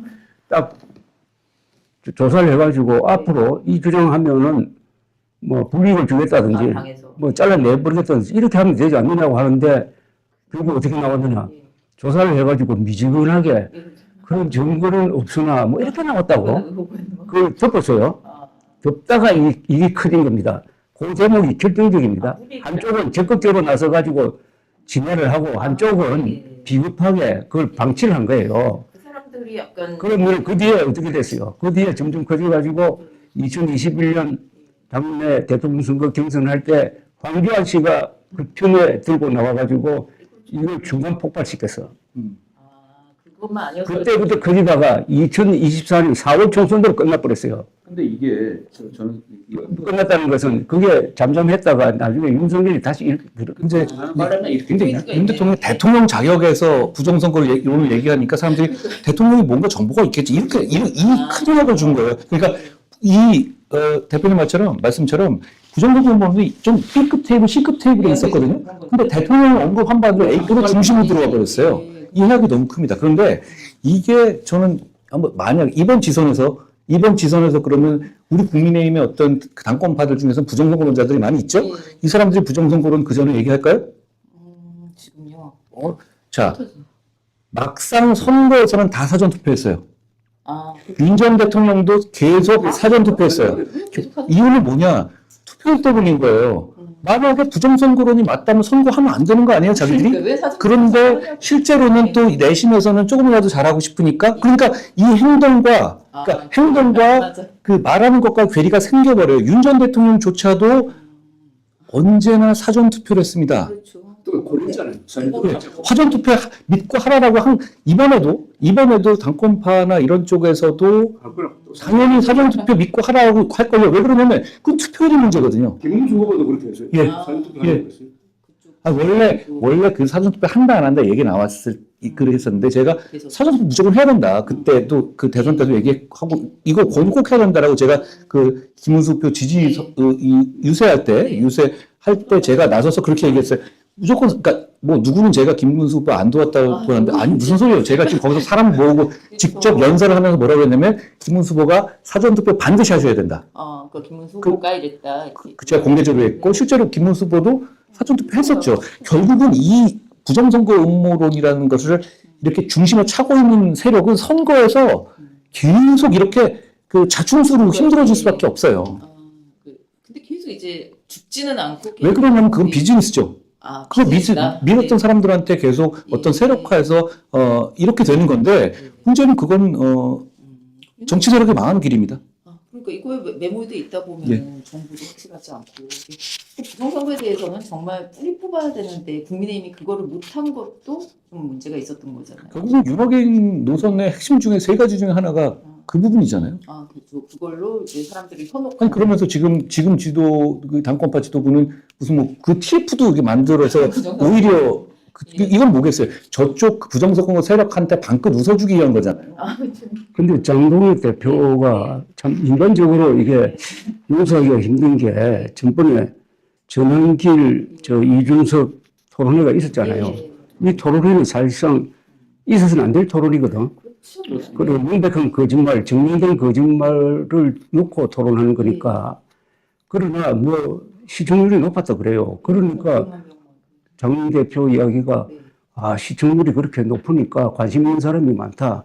그러니까 부정선거 진위를 떠나서 이러더라고. 그쪽에 진위를 떠나서. 그쪽에다 이제 올라타기 위해서 한 얘기. 그렇죠. 아니 세상에 부정선거 진위를 떠나서란 말은 태양이 서쪽에서 뜨는지 동쪽에서 뜨는지 논란이 있는데 그걸 떠나서 TF를 만들겠다. 핵체는 전혀 관심이 아니, 없는 거예요. 이 보통 사람이 이런 이야기, 이런 말장난을 할 수 있느냐 이런 거예요. 그 정도라면은 국민의힘은 저건 단순한 극우당이 아니고 컬트당입니다. 컬트. 그리고 부정선거 음모론이라는 게 종교예요. 그러니까 후한무치한 행동을 예사로 하는 거예요. 끈질기게 하는 거예요. 절대 놓지 않잖아요. 장 대표는 지금 그걸 놓을 생각이 전혀 없는 거잖아요. 사실. 그런 면에 대해서는 사실 장 대표에 대해서는 두 분 다 굉장히 이제 어떤 점이 문제인지는 여러 번 얘기를 하셨는데 좀 간단하게 좀 전 개인에 대해서 뭐라고 얘기할 문제는 아니고요. 예. 결국은 저는 이제 보수 재건을 위해서 이 세 가지 문제, 계엄 옹호 문제, 예. 탄핵 반대 문제, 예. 그리고 부정선거 음모 문제 이거 극복해야 된다 얘기예요. 근데 계엄 문제만 잘못이고 탄핵이나 이런 부분에서 미온적으로 한다면 계엄을 극복할 수가 없어요. 그 뜻은 뭐냐면 예. 만약에 계엄은 잘못됐지만 그게 탄핵받을 정도가 아니었다고 생각한다면 예. 그러면 이 계엄을 무슨 주차 위반 정도로 생각하는 거예요? 그러니까 이걸 정말 중요한 거라고 생각하지 않는다는 뜻이거든요. 이건 계엄을 제대로 극복할 수가 없게 같이 가야 됩니다. 되는 거죠. 자, 저는 같이 간다고 봐요. 게다가 그 맥락 자체가 결국은 아까 저 대표님 질문해 주셨지만 이게 대통령 스스로가 다른 길, 조기 퇴진의 길을 거부하거나 거짓말하면서 생긴 결과란 말이에요, 탄핵이. 그러면 이 상황에서 다른 선택은 윤 대통령이 계속 집권하는 거예요. 이거는 가능할 수가 없어요. 계엄 옹호하는 입장이 아니라면. 그러면 결국은 이 문제를 근데 너무 오래 끌고 왔어요. 그리고 지금은 뭐라고 얘기하든 간에 이미 본심이 다 드러났어요. 본인 자체가 윤어게인이 절연이 아니라 본인이 그냥 윤어게인의 화신이에요. 그렇게 돼버렸어요. 그 입장을 그러니까 내심이 그 사람이 윤어게인을 극복할 생각이 없다는 게 다 알려져 있는데 여기서 그냥 이 서명에다 이름만 올리고 본인이 말도 읽지도 못하잖아요. 예, 그럼 그 정도 상황이면 국민들 입장에서는 저런 얘기를 우리가 왜 받아줘야 되지? 이렇게 된다고요. 지금은 근데 문제는 보수 재건을 제가 말씀드리는 게 근데 보수 역사적으로 말이죠. 네. 역사적으로 전 세계적으로 보면 보수가 정말 사랑받고 신뢰받고 나라를 발전시킬 때는 보수는 스스로 보수라는 얘기 잘 안 할 때예요. 아데나우도 그랬고 결과적으로 보면 우리는 대한민국을 잘 살게 하려는 정치인들이 뭐 대표님도 마찬가지겠지만 결국 그 마음에서의 어떤 하나의 노선이 이렇다는 것이죠. 근데 보수는 제가 보수 재건을 지금 말씀 막 드린 이유는 아니 이게 지금 보수 정치가 너무 절멸하다 보니까 민주당의 폭주가 너무너무 막 나가고 있어서 대한민국 균형을 잃고 있어요. 그러니까 일단은 지금은 오히려 보수 재건을 관여를 해야 된다는 거예요. 그리고 오늘도 그렇고 계속 뭐 20%, 17% 이렇게 나오죠. 그럼 이유가 뭐냐? 중간에 보면 민주당이 잘못했다고 그러니까 이 다른 분들 많이 계세요. 그런데 이분들이 이 세 가지 노선 문제 때문에 아니 너네한테는 못 가겠다고 하고 튕겨 나오는 거예요. 그러니까 이 문제를 성벽을 넘어야 돼. 선 쌓아야 됐어요. 이거를 넘어야 되는데 그러면 계속 못 넘고 이 어려운 길만 가고 있는 거예요. 중도를 이렇게 흡수하는 방법이 뭐 여러 가지 이게 전혀 그냥 벽을 아예 쌓아버린 거네요. 진정성이에요. 네, 진정성. 진정성을 보이는 것도 유능함입니다. 그런데 지금 얘기하는 것이 그러니까 얼마 전에 한 선언문 같은 거 다 줬습니다. 늦었지만 방향이 맞습니다. 그런데 문제는 너무 늦었기 때문에 더 구체적이고 선명해야 합니다. 유능함은 그거예요. 그러지 않으면 국민들이 보실 때 저걸 진정성 있게 보이질 않아요. 이미 아주 초반은 모르겠는데 저 사람들이 해온 행동이 있는데 여기서 되게 어물쩍 넘어가고 읽는 것도 본인이 읽지도 못해요. 그리고 거기서 얘기한 것 중에 이렇게 얘기했죠. 윤석열의 정치 복귀를 반대하는 거. 그러니까 윤석열의 정치 복귀를 말하는 세력을 반대한다. 자, 그 얘기는 태양이 서쪽으로 뜨는 것에 반대한다. 이런 뜻이에요. 절대로 일어나지 않는 일에 반대하는 거는 절대로 그런 일이 일어나지 않거든요. 그런데 구체적으로 자, 계엄 옹호와 탄핵 반대와 부정선거 음모에 우리는 반대하고 여기에 대해서 하는 거는 우리 당연 이렇게 해줘야 되는데 그게 아니라 심지어 계엄 옹호도 아니에요. 이게 넘어서서 윤석열의 정치 복귀에 반대? 그럼 무기징역 받아서 감옥에 있는데 어떻게 복귀해? 그거는 내일 태양이 서쪽으로 아니라 동쪽으로 뜨는 게 아니라 서쪽으로 뜨는 것에 반대한다. 서쪽으로 안 뜨거든요. 그러니까 이 문제에 대해서 국민들이 보시기에 뭐야 저게 이렇게 생각하는 거예요. 아니라 길게 막 이렇게 얘기를 해놓은 게 그런 뜻이었어요. 근데 아까 이제 보수 유능이 도대체 이 유능이 어디서 나오느냐라고 하면 유능의 핵심은 IQ가 아니에요. 이건 용기입니다. 그 용감한 사람만이 특히 정치에서는 유능할 수가 있어요. 그러니까 한 대표가 용감하기 때문에 계엄 저지하는 그 유능을 발휘했듯이 그러니까 지금 한번 IQ를 국회의원 IQ를 다 모아가지고 평균 내면은 예. 국민의힘이 전민주보다 높을 거예요. 예, 그렇지 않을까요? 근데 이 IQ를 어디 쓰느냐 하면은 그 극우파 따라가는 데 쓰고 있거든요. 잘 따라가는. 그러니까 용기가 그러니까 용기가 없는 거예요. 용기. 그럼 왜 용기가 없느냐부터 따져야 됩니다. 한국 보수가 여기까지 온 거는 용기가 없어서 이렇게 된 겁니다. 용기. 그 용기의 원천은 뭐냐 하면은 이거는 먹고 사는 문제보다 죽느냐 사느냐 문제에 대한 철학적인 각성이 있어야 돼요. 그것은 우리 안보로 돌아가야 됩니다. 우리가 이스라엘처럼 살아야 될 나라거든. 그러니까 한미동맹이 있어가지고 여기에 너무 의존하다가 보니까 한국 사람들이 자주국방을 미국에 의존해버렸어요. 그리고 정치에서 안보가 실종되어 버렸습니다. 좌파는 그걸 좋아하지. 그러나 보수는 항상 모든 논쟁의 한복판에 안보를 두고 이야기해야 되는데 거의 아무도 북핵 문제에 대한 고민이 없었고 지금 4등 문제로 그렇게 떠들 때도 그거 가지고 한번 내가 정치적 승부를 하겠다는 사람도 없었고 한국 보수에 지금 그런 사람이 남아있지. 그러려면은 나머지 시간을 어디에 쏟느냐? 이권 투쟁이 없었다고. 이권 투쟁은 좌파가 잘하지. 여기서 승부를 내면 안 되죠. 제가 이스라엘 군대도 취재하고 뭐 이스라엘 정치도 취재한 적이 있는데 이스라엘은 우리 이상으로 정치 투쟁이 치열합니다. 우리보다 훨씬 더 심합니다. 그러나 안보 문제에 관한 하나가 되거든요. 그래서 이스라엘 정치는 미학이 있어요. 우리는 그 부분이 빠져버리니까. 근데 이 책임은 전적으로 보수입니다. 그래서 이건 이게 최대의 고민거리예요. 그리고 이걸 이제 정치권에서 선거 때 하면은 대부분 다 안보 문제 그거 해봤자 손해다 이러거든요. 그런 게 있잖아요. 근데 손해가 아니에요. 나는 그렇게 생각 안 합니다. 손해라고 생각 안 해. 안보 문제들을 제대로 제기를 해야지. 지금, 특히 지금 같은 거. 아니, 오늘 밤이라도 김정은이가 핵미사일 발사 못한 이렇게 만지작거리다가 확 누를 때 말릴 사람 없잖아요. 예, 그런 거죠. 남한에는 막을 방법이 없다고. 지금 그럼 여기서 터지는데 7분 걸려요. 수십만 죽을 거라고. 죽거나 다칠 거라고. 그런데 우리가 지금 이렇게 안전하게 살고 있는 거는 김정은 덕분이거든. 그런데 이런 명백한 현실을 직시하려고 하지 않아요. 그런데 나는 이걸 앞으로 뭐 선거가 있을 때 이걸 공약하면 과연 표가 안 될까? 특히 수도권 사람들한테 내가 지금 이런 걸 설명을 하고 당신들로 하여금 이렇게 불안에 노출되게 살고 있도록 하는 사람들이 민주당입니다. 여기에 방어막 만들려고 하면 들고 나오고 이렇게 하면 그 표가 안 될까요? 특히 수도권에 표가 안 될까? 정치권에 근데 그런 얘기를 좀 그동안에 보수당이 이걸 정책을 개발하고 했어야지.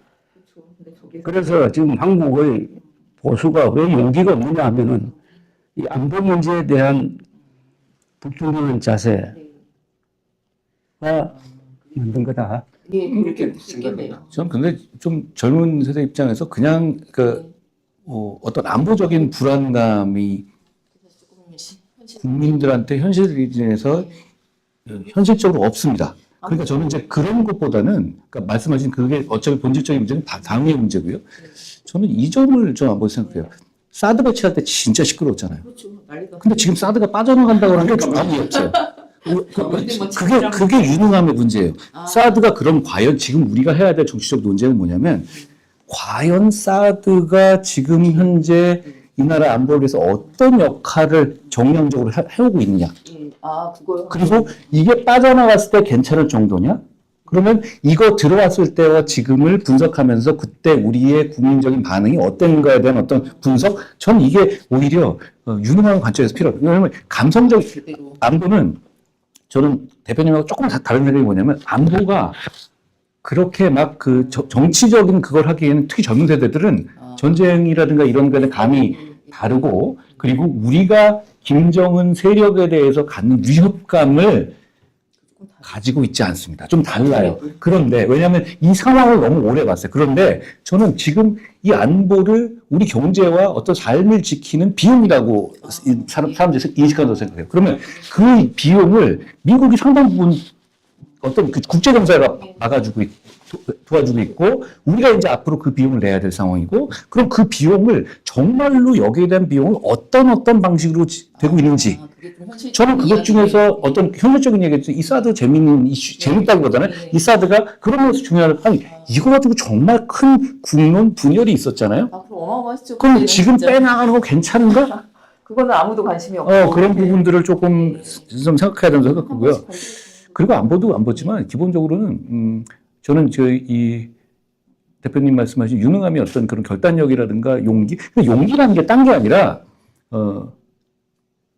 정책을 담당하고 책임 있는 사람이 할 일을 하고 나서 비난과 손해를 감수할 수 있느냐에 대한 자세의 문제라고 생각해요.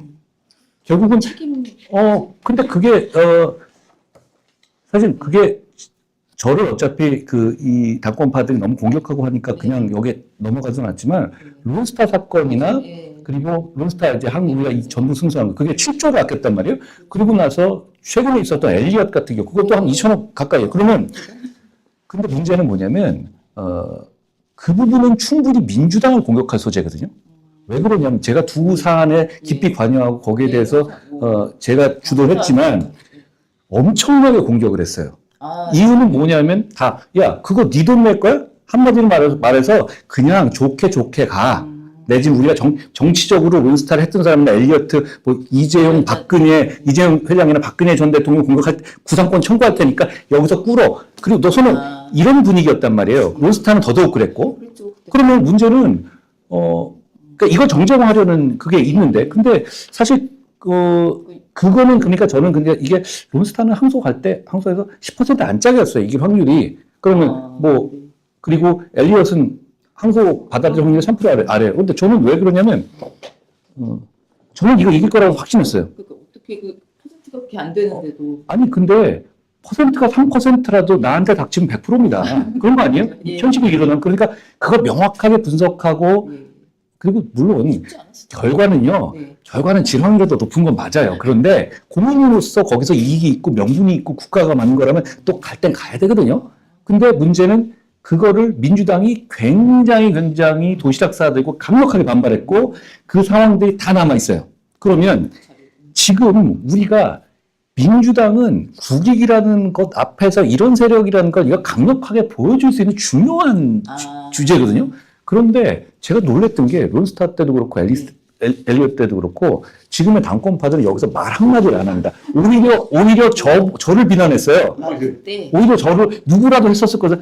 누구라도 했었을 일은 아니죠. 그게 최선을 다한 거고 저도 론스타는 20년을 끈고 다녔고 엘리엇도 나름대로는 다 반대했는데도 불구하고 아니 제가 한 사건에 관한 것이니까 도덕적인 명분이 있어서 저는 그냥 들어봐도 돼요. 근데 저는 오히려 이 내용을 정확하게 아니까 이거는 이길 수 있다고 생각했어요. 그리고 어쨌든 근데 소송이라는 거 질 수도 있어요. 질 확률은 당연히 큰데 제 확신은 뭐냐면 이건 해볼 만한 확신이 있다고 생각했고 그리고 이걸로 인해서 비판받았더라도 그거는 감수할 만한 거 아니에요? 세상의 공짜. 그런데 저는 놀란 것이 국민의힘의 태도였어요. 아니 여기서 아무리 그래도 저를 띄워주기 싫다고 하더라도 이거를 이슈화도 안 한다?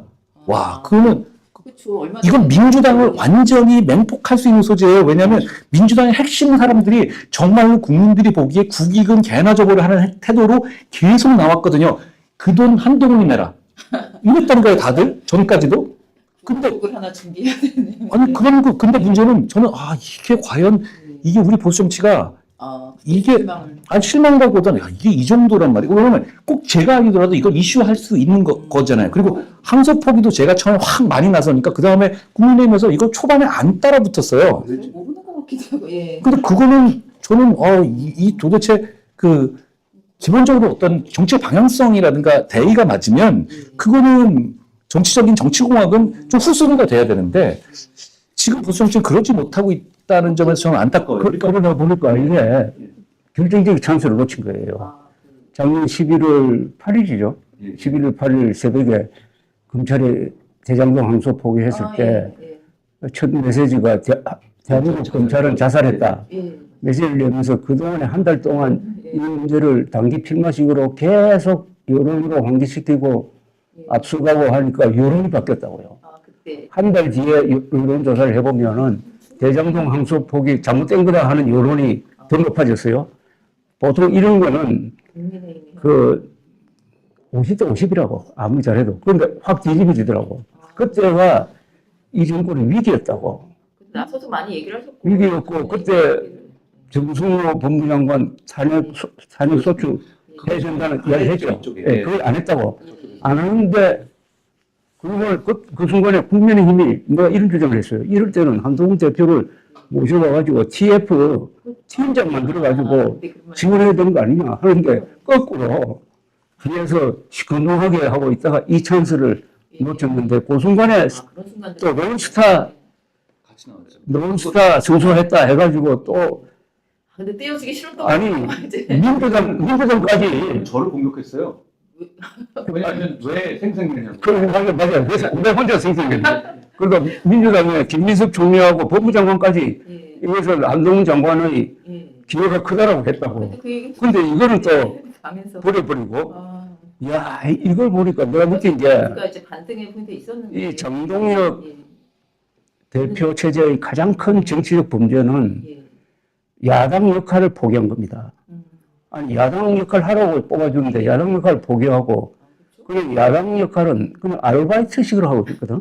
근데 본업은 뭐냐 하면은 한동훈 세력을 공격을 해가지고 그게 본인의 생활 민주당을 도와주는 게 본업이 됐어요. 정작 지금 그러니까 저를 제명하고 나니까 더 스텝이 꼬이는 게 지금 저를 공격하는 건 섀도우 복싱이에요. 저를 자기들이 쫓겨났는데 아직까지도 저를 공격하잖아요. 그러면 국민들이 보시기에 이상하게 보죠. 그래도 혹시 말을 하면 이게 이게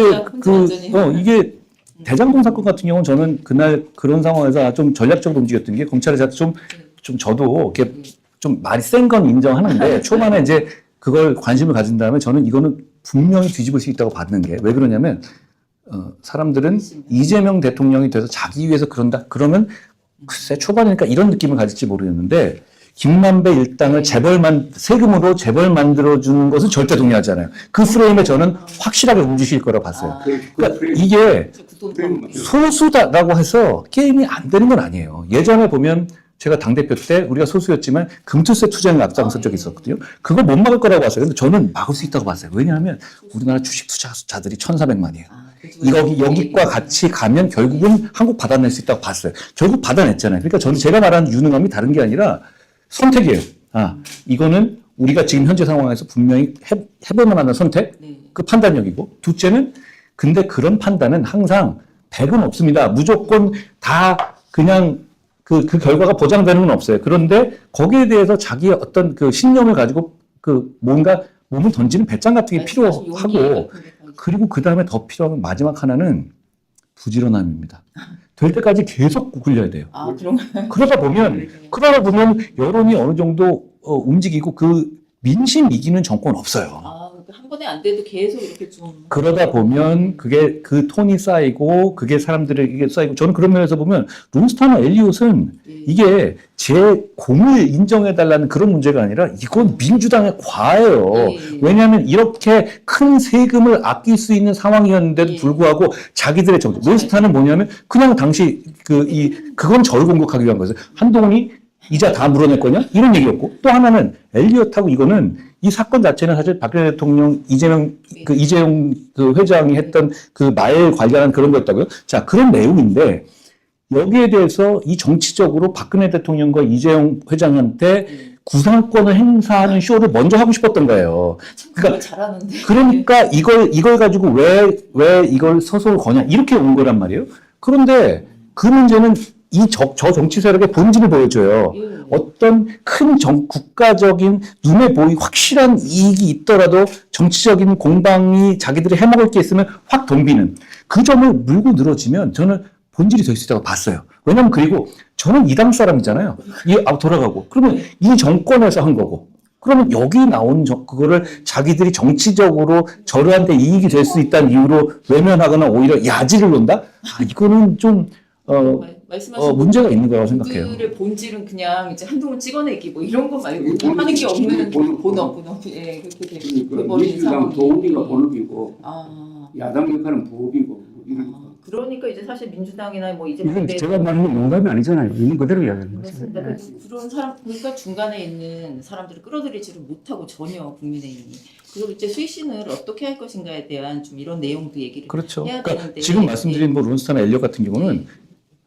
우파냐 좌파냐를 떠나서 네. 중간층 사람 입장에서 충분히 이거는 이런 정도로 해낼 수 있는 네. 그 정치 집단이라면 좀 뭔가 이런 식의 생각을 가질 수 있는 영역이에요. 그러니까 그냥 항소폭이나 이런 거하고도 훨씬 더 파괴력이 커요. 왜냐하면 이거는 이게 조금 아는 사람들은 이게 얼마나 어려운 걸 알거든요. 이걸 이렇게 해내는 집단이면은 그래 어떻게 보면 저쪽보다 유능할 수 있겠는데 이런 생각을 할 수 있는 부분이라죠. 그런 점을 참 안타깝게 생각해요.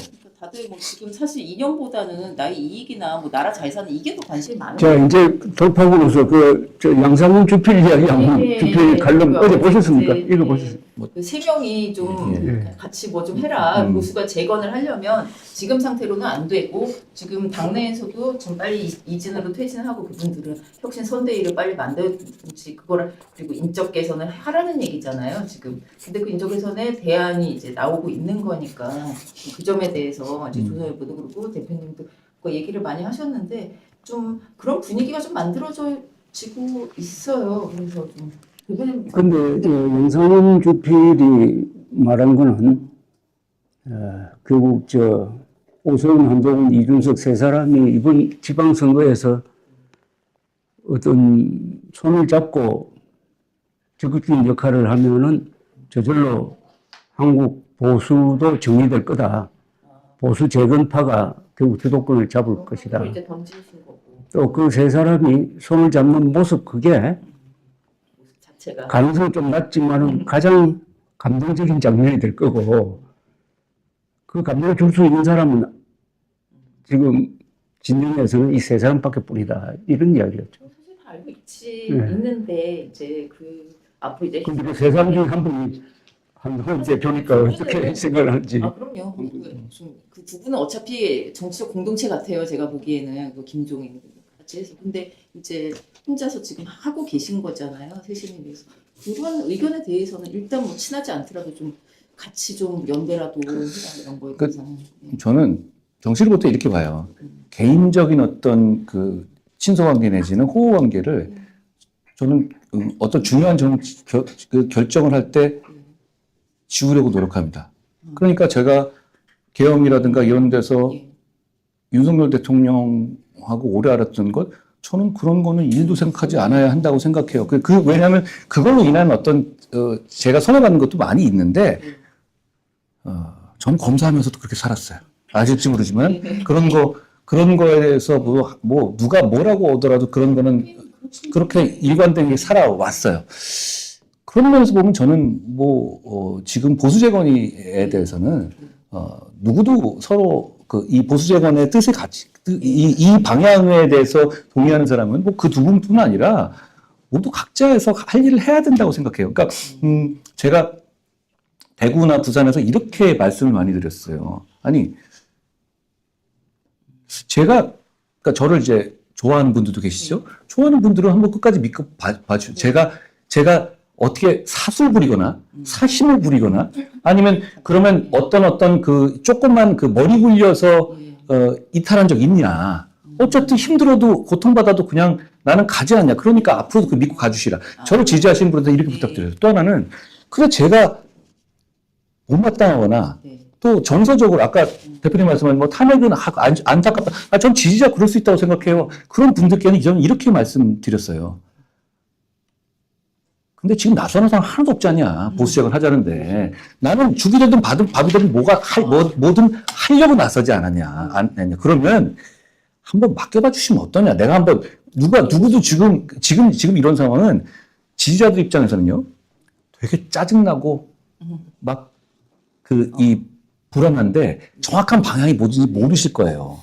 그럴 때는 정치적 리더는 그냥 내 깃발 선명하게 들고 이 깃발로 한번 믿고 따라와 주시고 이게 마음에 안 들면 나를 버리시라. 이래야 되는 태도가 필요하다고 생각해요. 그러니까 그런 분들께는 저는 꼭 배를 지긋지긋한 탄핵의 바다를 건널 때 또 꼭 배를 탈 때 그 선장을 사랑해야 배를 타는 건 아니거든요. 그러니까 타고 배를 건넌 다음에 네. 마음에 안 들면 차라리 배를 버리시라. 저는 이런 말씀 드렸어요. 그러니까 지금도 저는 그 두 분 뭐 말씀을 하셨지만 다른 분까지 포함해서 누구라도 지금 이 보수 제도는 필요할 때 네. 짱 보지 말고 예. 이렇게 가자고 선명하게 나서야 된다고 봐요. 선명성이 필요해요. 그러니까 누구라도 지금 보면 다 관망해요. 그리고 감이 떨어진 다음에 승패가 결정된 다음에 OX에서 이쪽 저쪽을 서려고 하잖아요. 그런데 지지자들은 우리 보수 시민들 그리고 많은 상식적인 다수의 시민들은 지금 이 상황을 어떻게든 타개할 만한 리더십을 바래요. 그런데 이런 분들이 어떻게 가는지 보고 정치인이 그 뒤에 서겠다는 사람들이 대부분이에요. 저는 그러지 않고 그냥 좀 틀리거나 달라도 상관없어요.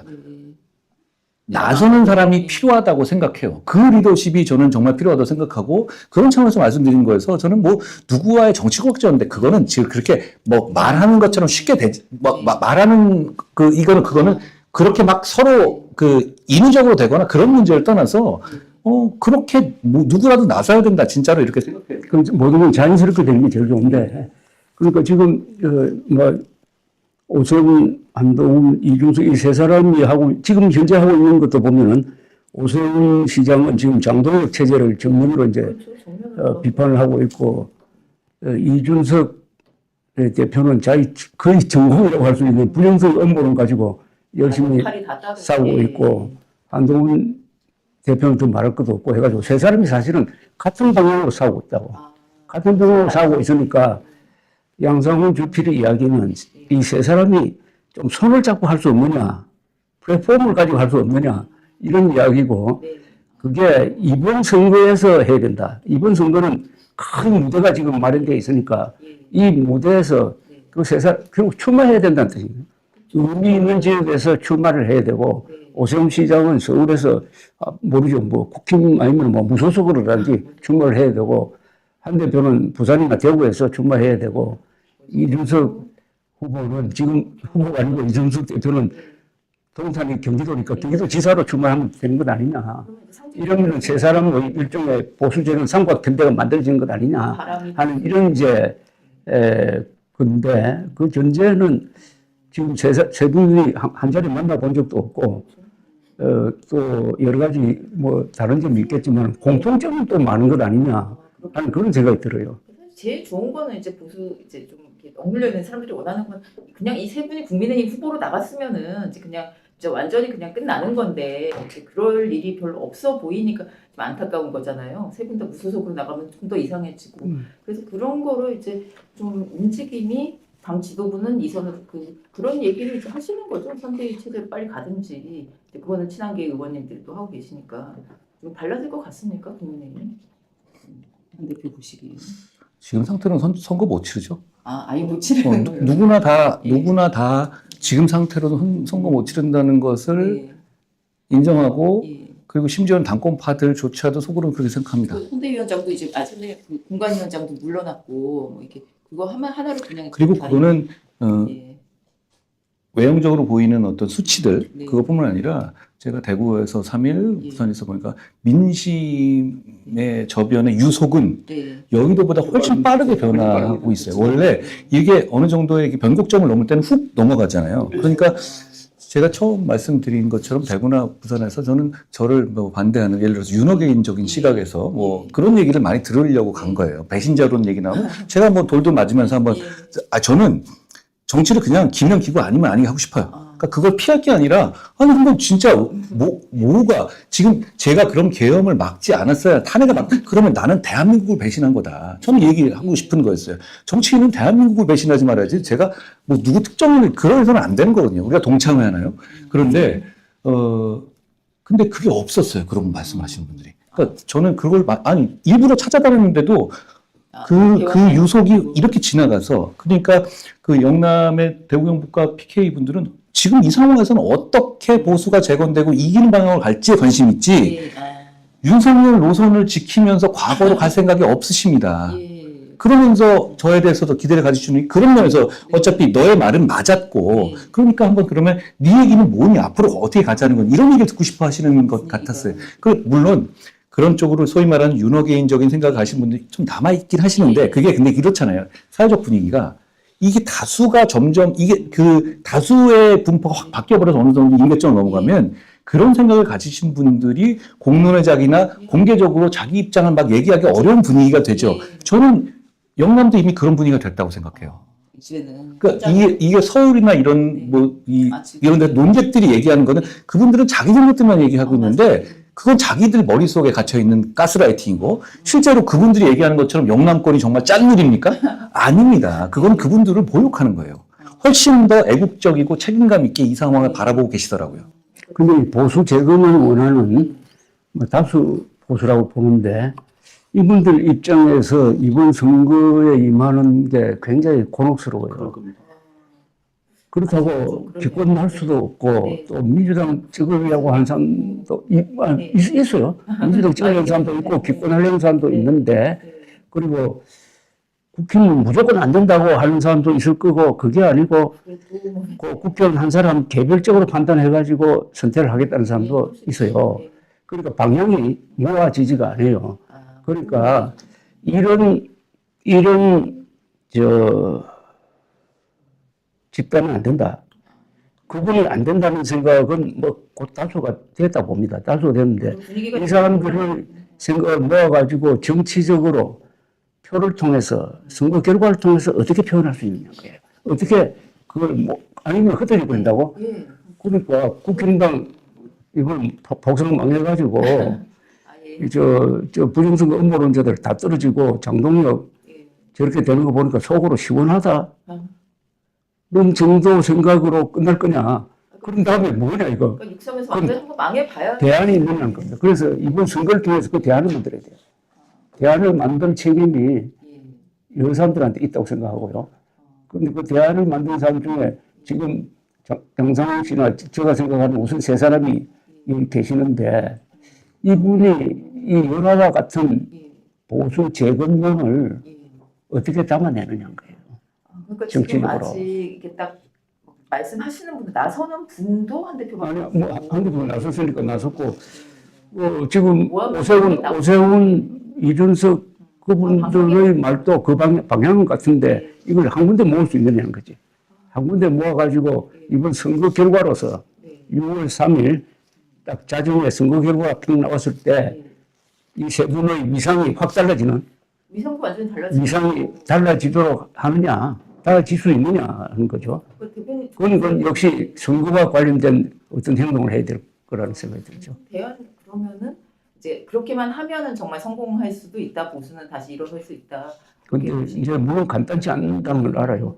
근데 또 쉬울 것 같기도 하고 그래요. 같기도. 그래서 주 대표님은 그런 얘기 많이 하셨어요. YS랑 DJ가 굉장히 사이가 안 좋고 협력을 하지 못했지만 결국은 했기 때문에 맞아요. 두 사람이 그렇게 싸우다가 협력해야 될 때는 협력하고 또 역사적인 순간에서 또 갈라져가지고 아주 나쁜 결과를 만든 적도 있어요. 그래서 서울의 봄 때도 김영삼, 김대중 두 사람이 싸웠다고. 그 11.6 전에는 합쳤어요. 합쳤다가 딱 기회가 오니까 두 사람이 딱 갈라졌어요. 내가 하면 되겠다 이거. 이게 신군부가 그 틈을 집권하는 틈을 만들어준 겁니다. 그래서 그 두 사람이 또 나중에 우리 잘못했다고 했는데 1987년 6.29 선언 이후에 또 기회가 오니까 또 갈라지더라고. 그게 순간들이 있었네. 그때 6.29 선언을 할 때 전두환 대통령이 노태우 후보를 설득하는 근거가 이거예요. 절대 두 사람 합치지 않는다. 합치지 않으니까 그래서 1로 3김 나왔는데 36.6%로 기가 막히게 당선이 되었고 김영삼, 이등, 김대중, 삼등인데 합치면 56% 됐다고. 그래서 그렇더라도 전체로 보면 두 사람이 협력하고 싸우고 이랬으니까 지금은 어쨌든 보수 재건을 위해서는 힘을 합칠 때가 아니냐. 힘을 합치는데 뭐 여러 세력이 합치는 건 안 되고 세 사람이 어떤 공감대를 보여줄 수 있는 그게 결국 국민들한테 어떤 이 메시지를 강하게 던질 수 있는 그게 또 현실 선거판에서 영향을 준다 이거죠. 그런데 한동훈 제 배우가 부산 지역에서 출마를 해가지고 붐을 일으키면은 그게 부산 지역 경남 지역에 있는 보수 후보들한테도 플러스 요인이 될 수 있고, 뭐 지자체 다 하니까. 예, 뭐 그럴 수가 있는 거 아니냐 하는 그런 생각이 들었어요. 아직 시간이 조금 남긴 했는데 좀 많이 달라질, 그러니까 사실 제명될 때만 해도 아 여기가 이제 또 괴멸하는 것이 아닌가 약간 이런 불안함도 있었는데 갈수록 분위기가 달라지고 있는 근데 것 오세훈 서울시장은 지금 차라리 무소속으로 나오는 게 득표에 유리하겠다 판단 안 할까요? 같아요. 국민의힘이 후보를 안 냈다면 뭐 그렇지 않을까요? 그 서울시장 같은 그러니까 오세훈 시장과의 교감은 또 별로 없으신 거죠. 이 인터뷰가 뭘 나갈 쯤 되면 결론이 나왔을 것 같습니다. 아, 그러니까 예. 근데 어떻게 될 거예요? 예상은 아니 국민의힘의 후보를 내도 사실 그만큼의 후보가 없을 그럼 거니까. 무소속으로 출마한다는 결정은 지금 할 필요가 없잖아요. 시간 있잖아요. 시장이 그렇군요. 네. 그러니까 이게 사실 어떻게 보면 좀 정치 생물이라 선거 때까지는 좀 많은 변화가 있을 거라는 생각이 좀 들긴 합니다. 네. 지금 상황에서는. 조 대표님 이제 좋은 의견을 계속 말씀해 주시면 좋을 것 같고 저희가 이제 오늘 이걸 마련한 이유는 정말로 보수가 유능한 재건 예. 그리고 맨날 이제 좀 가스라이팅이나 마녀 사냥 이런 거에서 좀 벗어났으면 좋겠다. 그러니까 사실 보수 입장에서 지겹잖아요. 그렇게 얘기를 하는 거. 뭐 무슨 죽을 죄를 졌다고. 복당이나 뭐 이제 하여튼 그런 것만 풀리면 바로 돌아가시고 이럴 의지는 있는 거죠. 제가 제명당한 날 예. 한마디 했죠. 저는 반드시 돌아옵니다. 예. 그래서 백의종군 뭐 이런 얘기 하는 분들도 있던데. 근데 지금 국민의힘 국회의원들이 그렇고 지금 국민의힘 당원들이 100만 명의 당원들이 문제란 말이에요. 그 당원들 비판은 나는 할 수 있지만 우리 그러네요. 예. 한 대표는 할 수 없을지 모르지만 제가 한다면은 이런 구조 하에서 과연 국민의힘의 재생이 가능하느냐 구조적으로 그게 어렵다면은 차라리 당을 새로 하나 만드는 게 더 쉬운 것 아니냐 남들 그런 얘기 많이 하니까. 이런 계산도 하고 있죠. 근데 뭐 정치적 에너지라는 게 지선에서 그런 상황은 이 의원들 입장에서는 자기 선거지만 자기 선거가 아니라는 또 그런 입장들이 있어서 그러니까 지금 관망이 계속 이어지는 거라고 봐요. 저는 이제 이런 말씀 드리고 싶어요. 보수 정치인이 잘못이지 보수 지지자는 잘못이 없습니다. 계속 그리고 그러니까 잘못은 그러니까 저는 우리 보수 지지자들이 되게 뜨겁게 모이고 싶어 하는 것 중에 이런 것도 있다고요. 아니 자기들은 잘못한 게 없어요.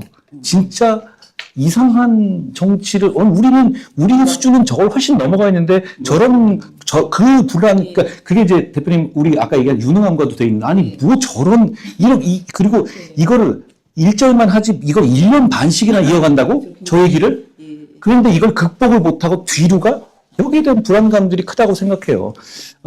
그런 면에서 저는 이제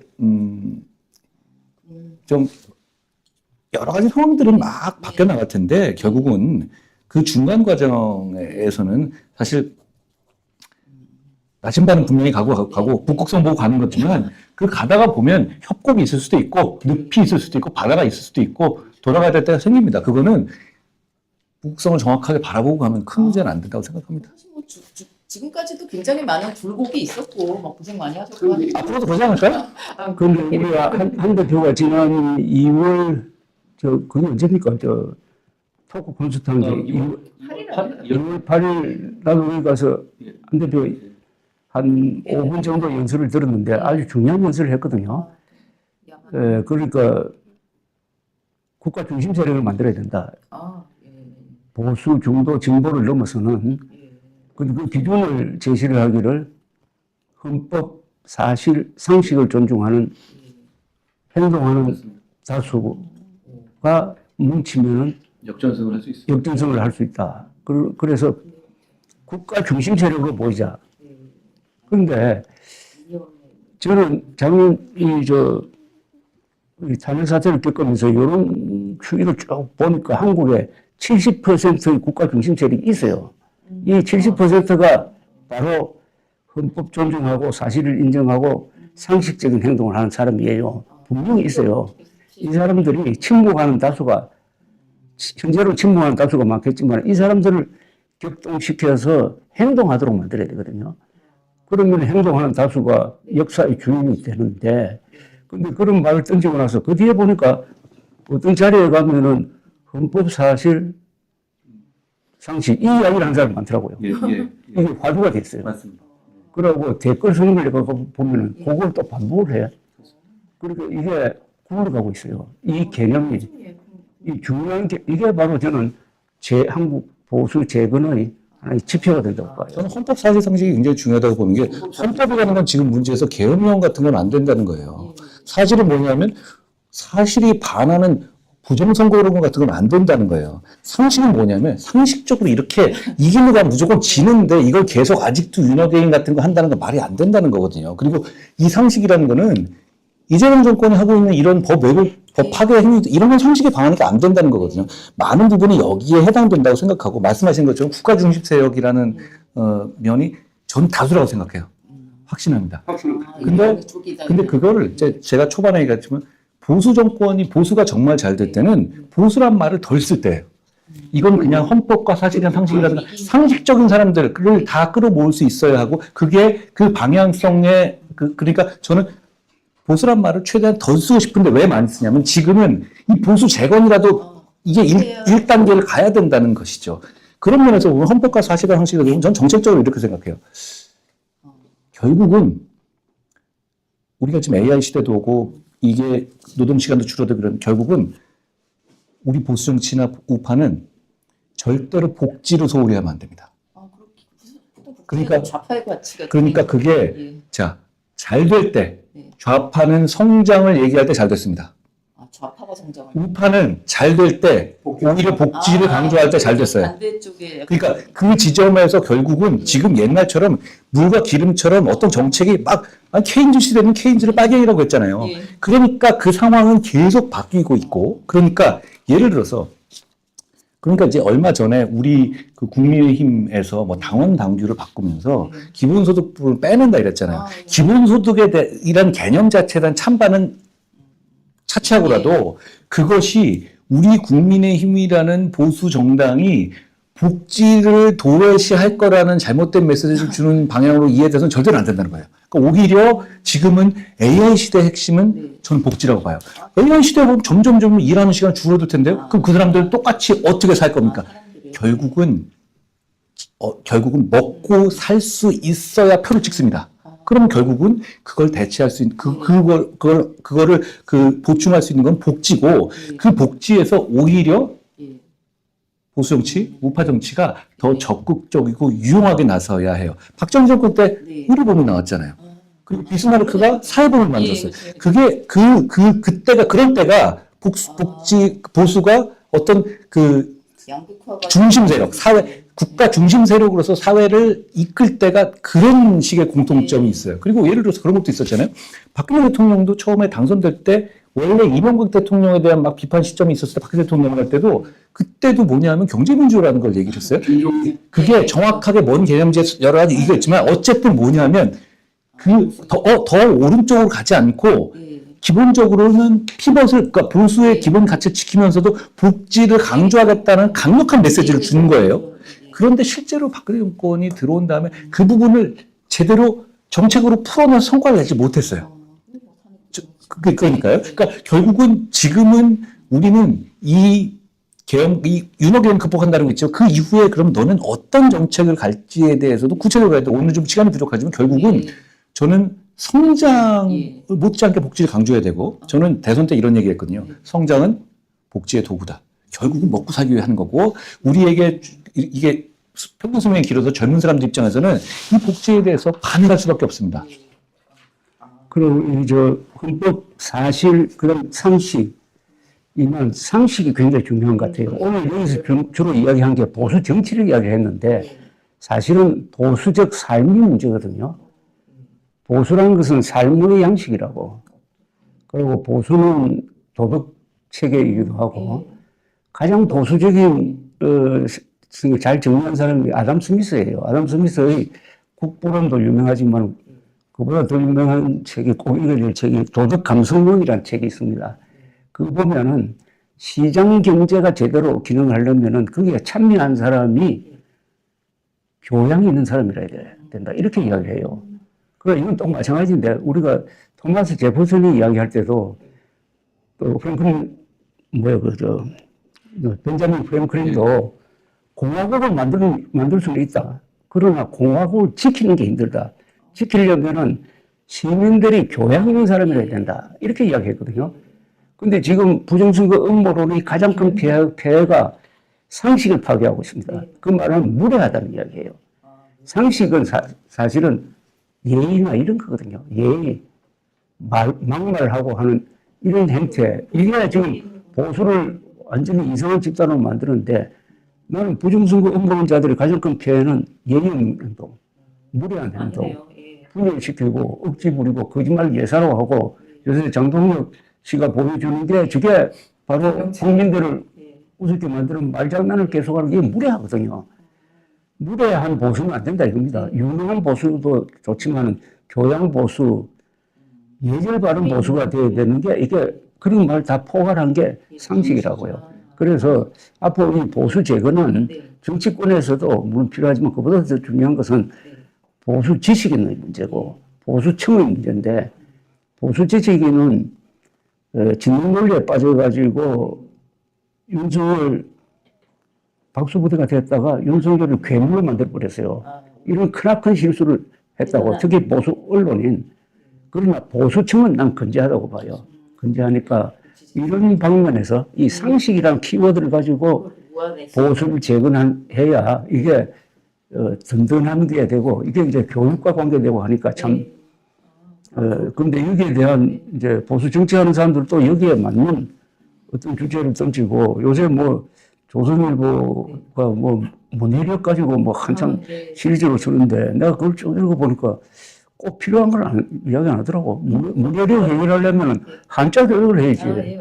한자 교육을 하자는 이야기는 안 하고 맨날 문해력 하는데 이게 지금 언론사에 우리나라 이 무슨 한글 우상 숭배론이 있어가지고 한글에 대해서 약간이라도 비판하면은 무슨 이게 대역죄를 저지른 게 그런 풍조가 있는 건지. 앉았으면 조 대표님 말씀하셨지만 우리 한 대표는 또 나는 부정선거 음모론의 원천이요. 한자를 안 쓰면서 사람은 어휘력 부족해지고 문해력 부족해져가지고 선악, 진위, 구분 능력이 약화된 거하고도 관계가 있다고 봐요. 그런 문제가 더 생기는군요. 글과 말이 다 된다고 하셨잖아요. 한 대표에 대해서. 그러니까. 네, 문의에 또한 네, 10년이기도 하고. 상식을 말씀하셨는데 저는 상식적이 저 스스로도 상식적이가 되게 어려운 것 같아요. 노력을 많이 해야 되는 게 노력을 해야. 상식은 그러니까 제가 시민들이 상식적이 않다는 말씀이 아니에요. 저는 시민들은 전체적으로 보면 분명히 정치인보다 상식적으로 생각해요. 근데 저 스스로도 어느 한쪽에 이렇게 자기 그거에 빠지지 않으려면 많은 노력이 필요하더라고요. 볼테르가 이렇게 얘기했잖아요. common sense is not so common. 물론 불어로 했겠지만 어쨌든 그게 상식이라는 것이 그렇게 common sense 뭐라고 했죠? common sense is not so common. 예. 볼테르가 있는 이야기 있잖아요. 예. 신성한 맞죠? 그러니까 신성하지도 않고 신성하지 로마도 아니고 제국도 아니고 제가 전에 그런 적이 있어요. 좀 지나간 농담 같은 건데 채널A 사건 때 제가 엄청나게 공부받을 때 그 선동에 섰던 게 민원연이었어요. 민주 언론 연합이었는데 네, 그래서 제가 아니 그 민주 언론 연합은 이 신성제국 로마 제국처럼 민주도 없고 언론도 아니고 그냥 이익을 위한 연합만 남은 것이다. 이런 일들이 많이 있어서 이제 아직은 좀 한 2시간 정도가 지나서 좀 마무리 단계로 들어가려고 하고요. 그래서 꼭 하시고 싶었던 이야기들이나 우리가 좀 정리는 뭐 제가 또 하겠지만 지금 보수가 재건을 해야 된다라는 것에 그리고 지지자들을 하나로 좀 모아내는 이런 방법이 필요하다. 그런 과정이 필요하다. 거기서 이제 그동안 가장 앞장서온 우리 한동훈 대표가 좀 이번에 희망이 됐으면 하는 지금 분위기가 있다. 이런 내용은 이제 지금까지 나왔고요. 또 이제 조금 어떻게 앞으로 지방선거도 이제 상황이 어떻게 될지 모르니까 이제 일단 뭐 출마 생각은 있으신 항상 뭐 할 때마다 출마해라 이런 얘기 되게 많았잖아요. 당대표 선거를 하고 그럴 때도 이번에는 그냥 좀 어느 정도의 생각을 저는 어떨 땐 출마하고 어쩌다 안 했잖아요. 처음에 이제 총선도 불출마했었고 당대표도 안 하고 했었는데요. 근데 저는 지금 보수 재건이 정말 중요한 때라고 생각해요. 그리고 지금 어디가 뭐 자리가 나오거나 그런 결정된 것도 아니고 그 상황에서는 정치공학적으로 어느 한 군데 막 이렇게 고민하기보다 지금은 전 거기에 집중하고 있어요. 그래서 지금 제가 부산 대구 갔었지만 앞으로도 계속 이 시민들을 많이 만나고 그러니까 오프라인에서 사람이 모이는 게 요즘 꽤 에너지를 사람들에게 줍니다. 오시는 분들에게 와서 아니 이거 우리가 적지 않은데? 그게 저는 모여서. 전국적으로 그 말씀들을 많이 좀 들으면서 갈 생각이고요. 말씀하신 문제에 대해서도 저는 결국은 모든 문제를 보수적으로 집중하겠다 이렇게 말씀드리고 싶어요. 국민의힘에서 만약에 그 부산시장 선거에 이제 국민의힘 이름으로 만약에 이제 일종의 러브콜 이런 식으로 온다면 안 할 것 같은데. 이상한 소리를 굉장히 그러니까 제 말씀은 그냥 지금은 이제 다만 그렇게 정치공학적인 문제에서는 그 유증기라고 하죠. 기름이 유증기가 꽉 차 있어서 이게 어떻게 튈지를 정말 예상하기 어려워요. 정치가 정말 예상대로 가지 않고 특히 이럴 때는 각각의 그 상황들이 일촉즉발 상황이잖아요. 그런데 아까 말씀드렸지만 결국은 북극성은 그대로 있을 겁니다. 그런데 그 과정에서 정치라는 건 여유롭게 할 수 없는 게 항상 뉴스를 만들어내야 되는 게 정치니까. 그래서 저는 국회의원이 되든 뭐 되든 이 뉴스 메이커로서의 그 기능을 계속 유지한다면은 뭐 다음 총선도 뭐 2년밖에 남지 않았고 나이도 있고 해가지고. 숨도 대단하니까 무소속인데. 그러니까 역사의 힘을 받는다는 게 얼마나 중요하냐 하는 거를 네. 난 이번에 잘 보여주는 기업의 그러니까 두 사람의 형태를 보면 저는 장동혁 그 역사의 그 순간에 잘못 선택을 한 사람이 네.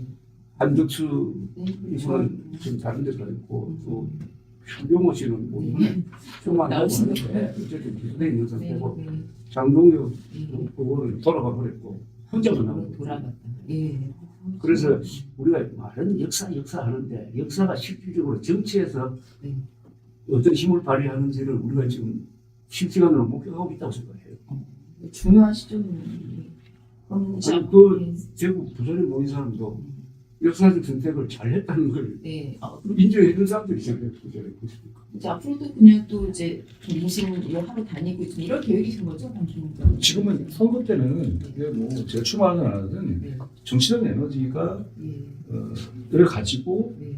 제가 이제 지금 제가 보수 제도를 하겠다는 건 대한민국을 살리기 위해서예요.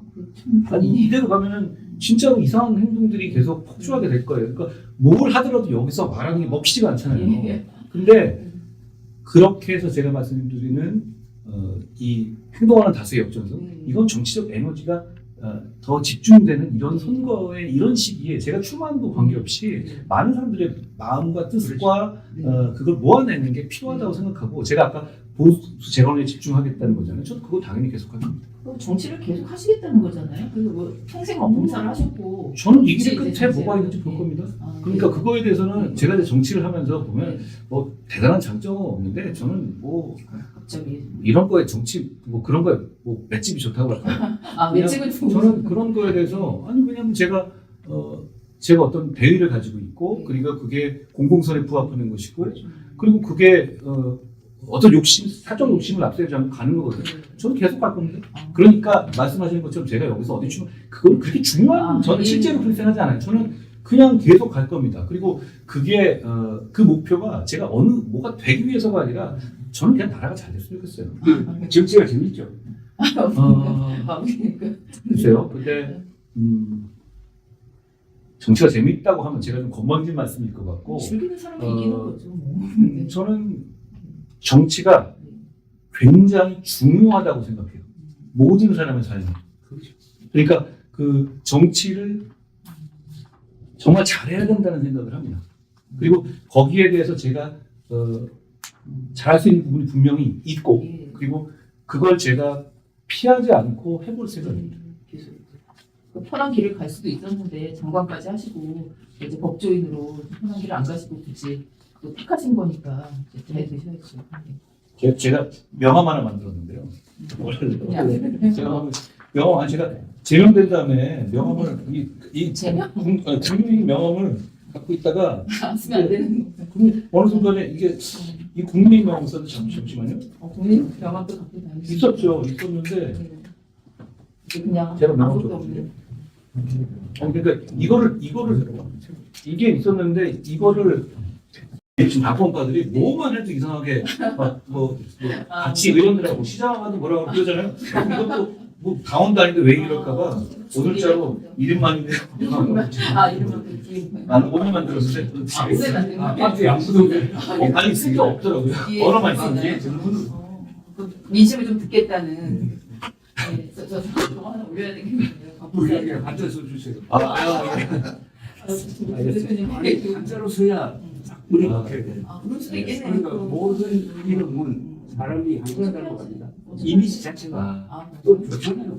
그 위에 좋은 글자를 이제. 아니 발음 좋고 이게 한자로 쓰는 동쪽에서 빛난다는 그러니까요. 제가 요즘 동쪽을 다니고 그 영남 지역 수도권도 이제 계속 하셔야죠. 예. 그런 것들로 유튜브나 뭐 이렇게 인터뷰로 많이 또 찾아뵙고 있으니까.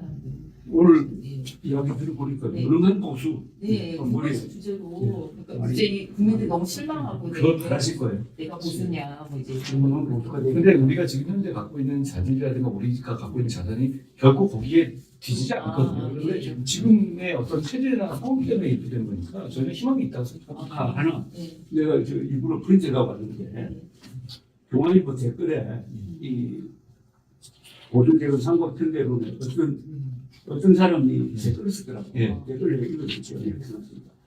구심점을 잃었고 지지층은 분열되었으며 미래에 대한 담론이 고갈된 작금의 상황에서 생존을 위해 선택해야 할 전략적 필요성으로 보입니다.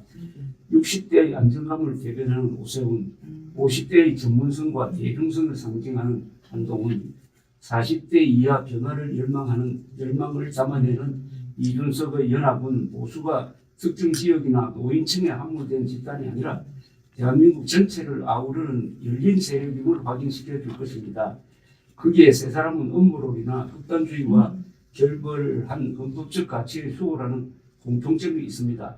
여권의 강성 이미지에 대항하는 참신하고 유능한 중원 정치의 대안으로 급부상할 수 있습니다. 각자의 전장에서 승리하되 지향점을 공유하는 선거 전략으로 보수 진영 전체를 에너지를 깨우는 역동적인 사건이 될 수 있다고 생각합니다. 그러기에 오세훈, 한동훈, 이준석, 구상훈 단순히 인물 조합이 아니라 보수가 과거의 망령을 벗고 미래로 나아가는 선택이 아닐까요? 이렇게 예, 그 연령대별로 그 타임새가 딱 있는 아니, 연대. 보통 사람이 선거리니까 그게 그렇습니다. 오늘 좀 많은 얘기를 들었고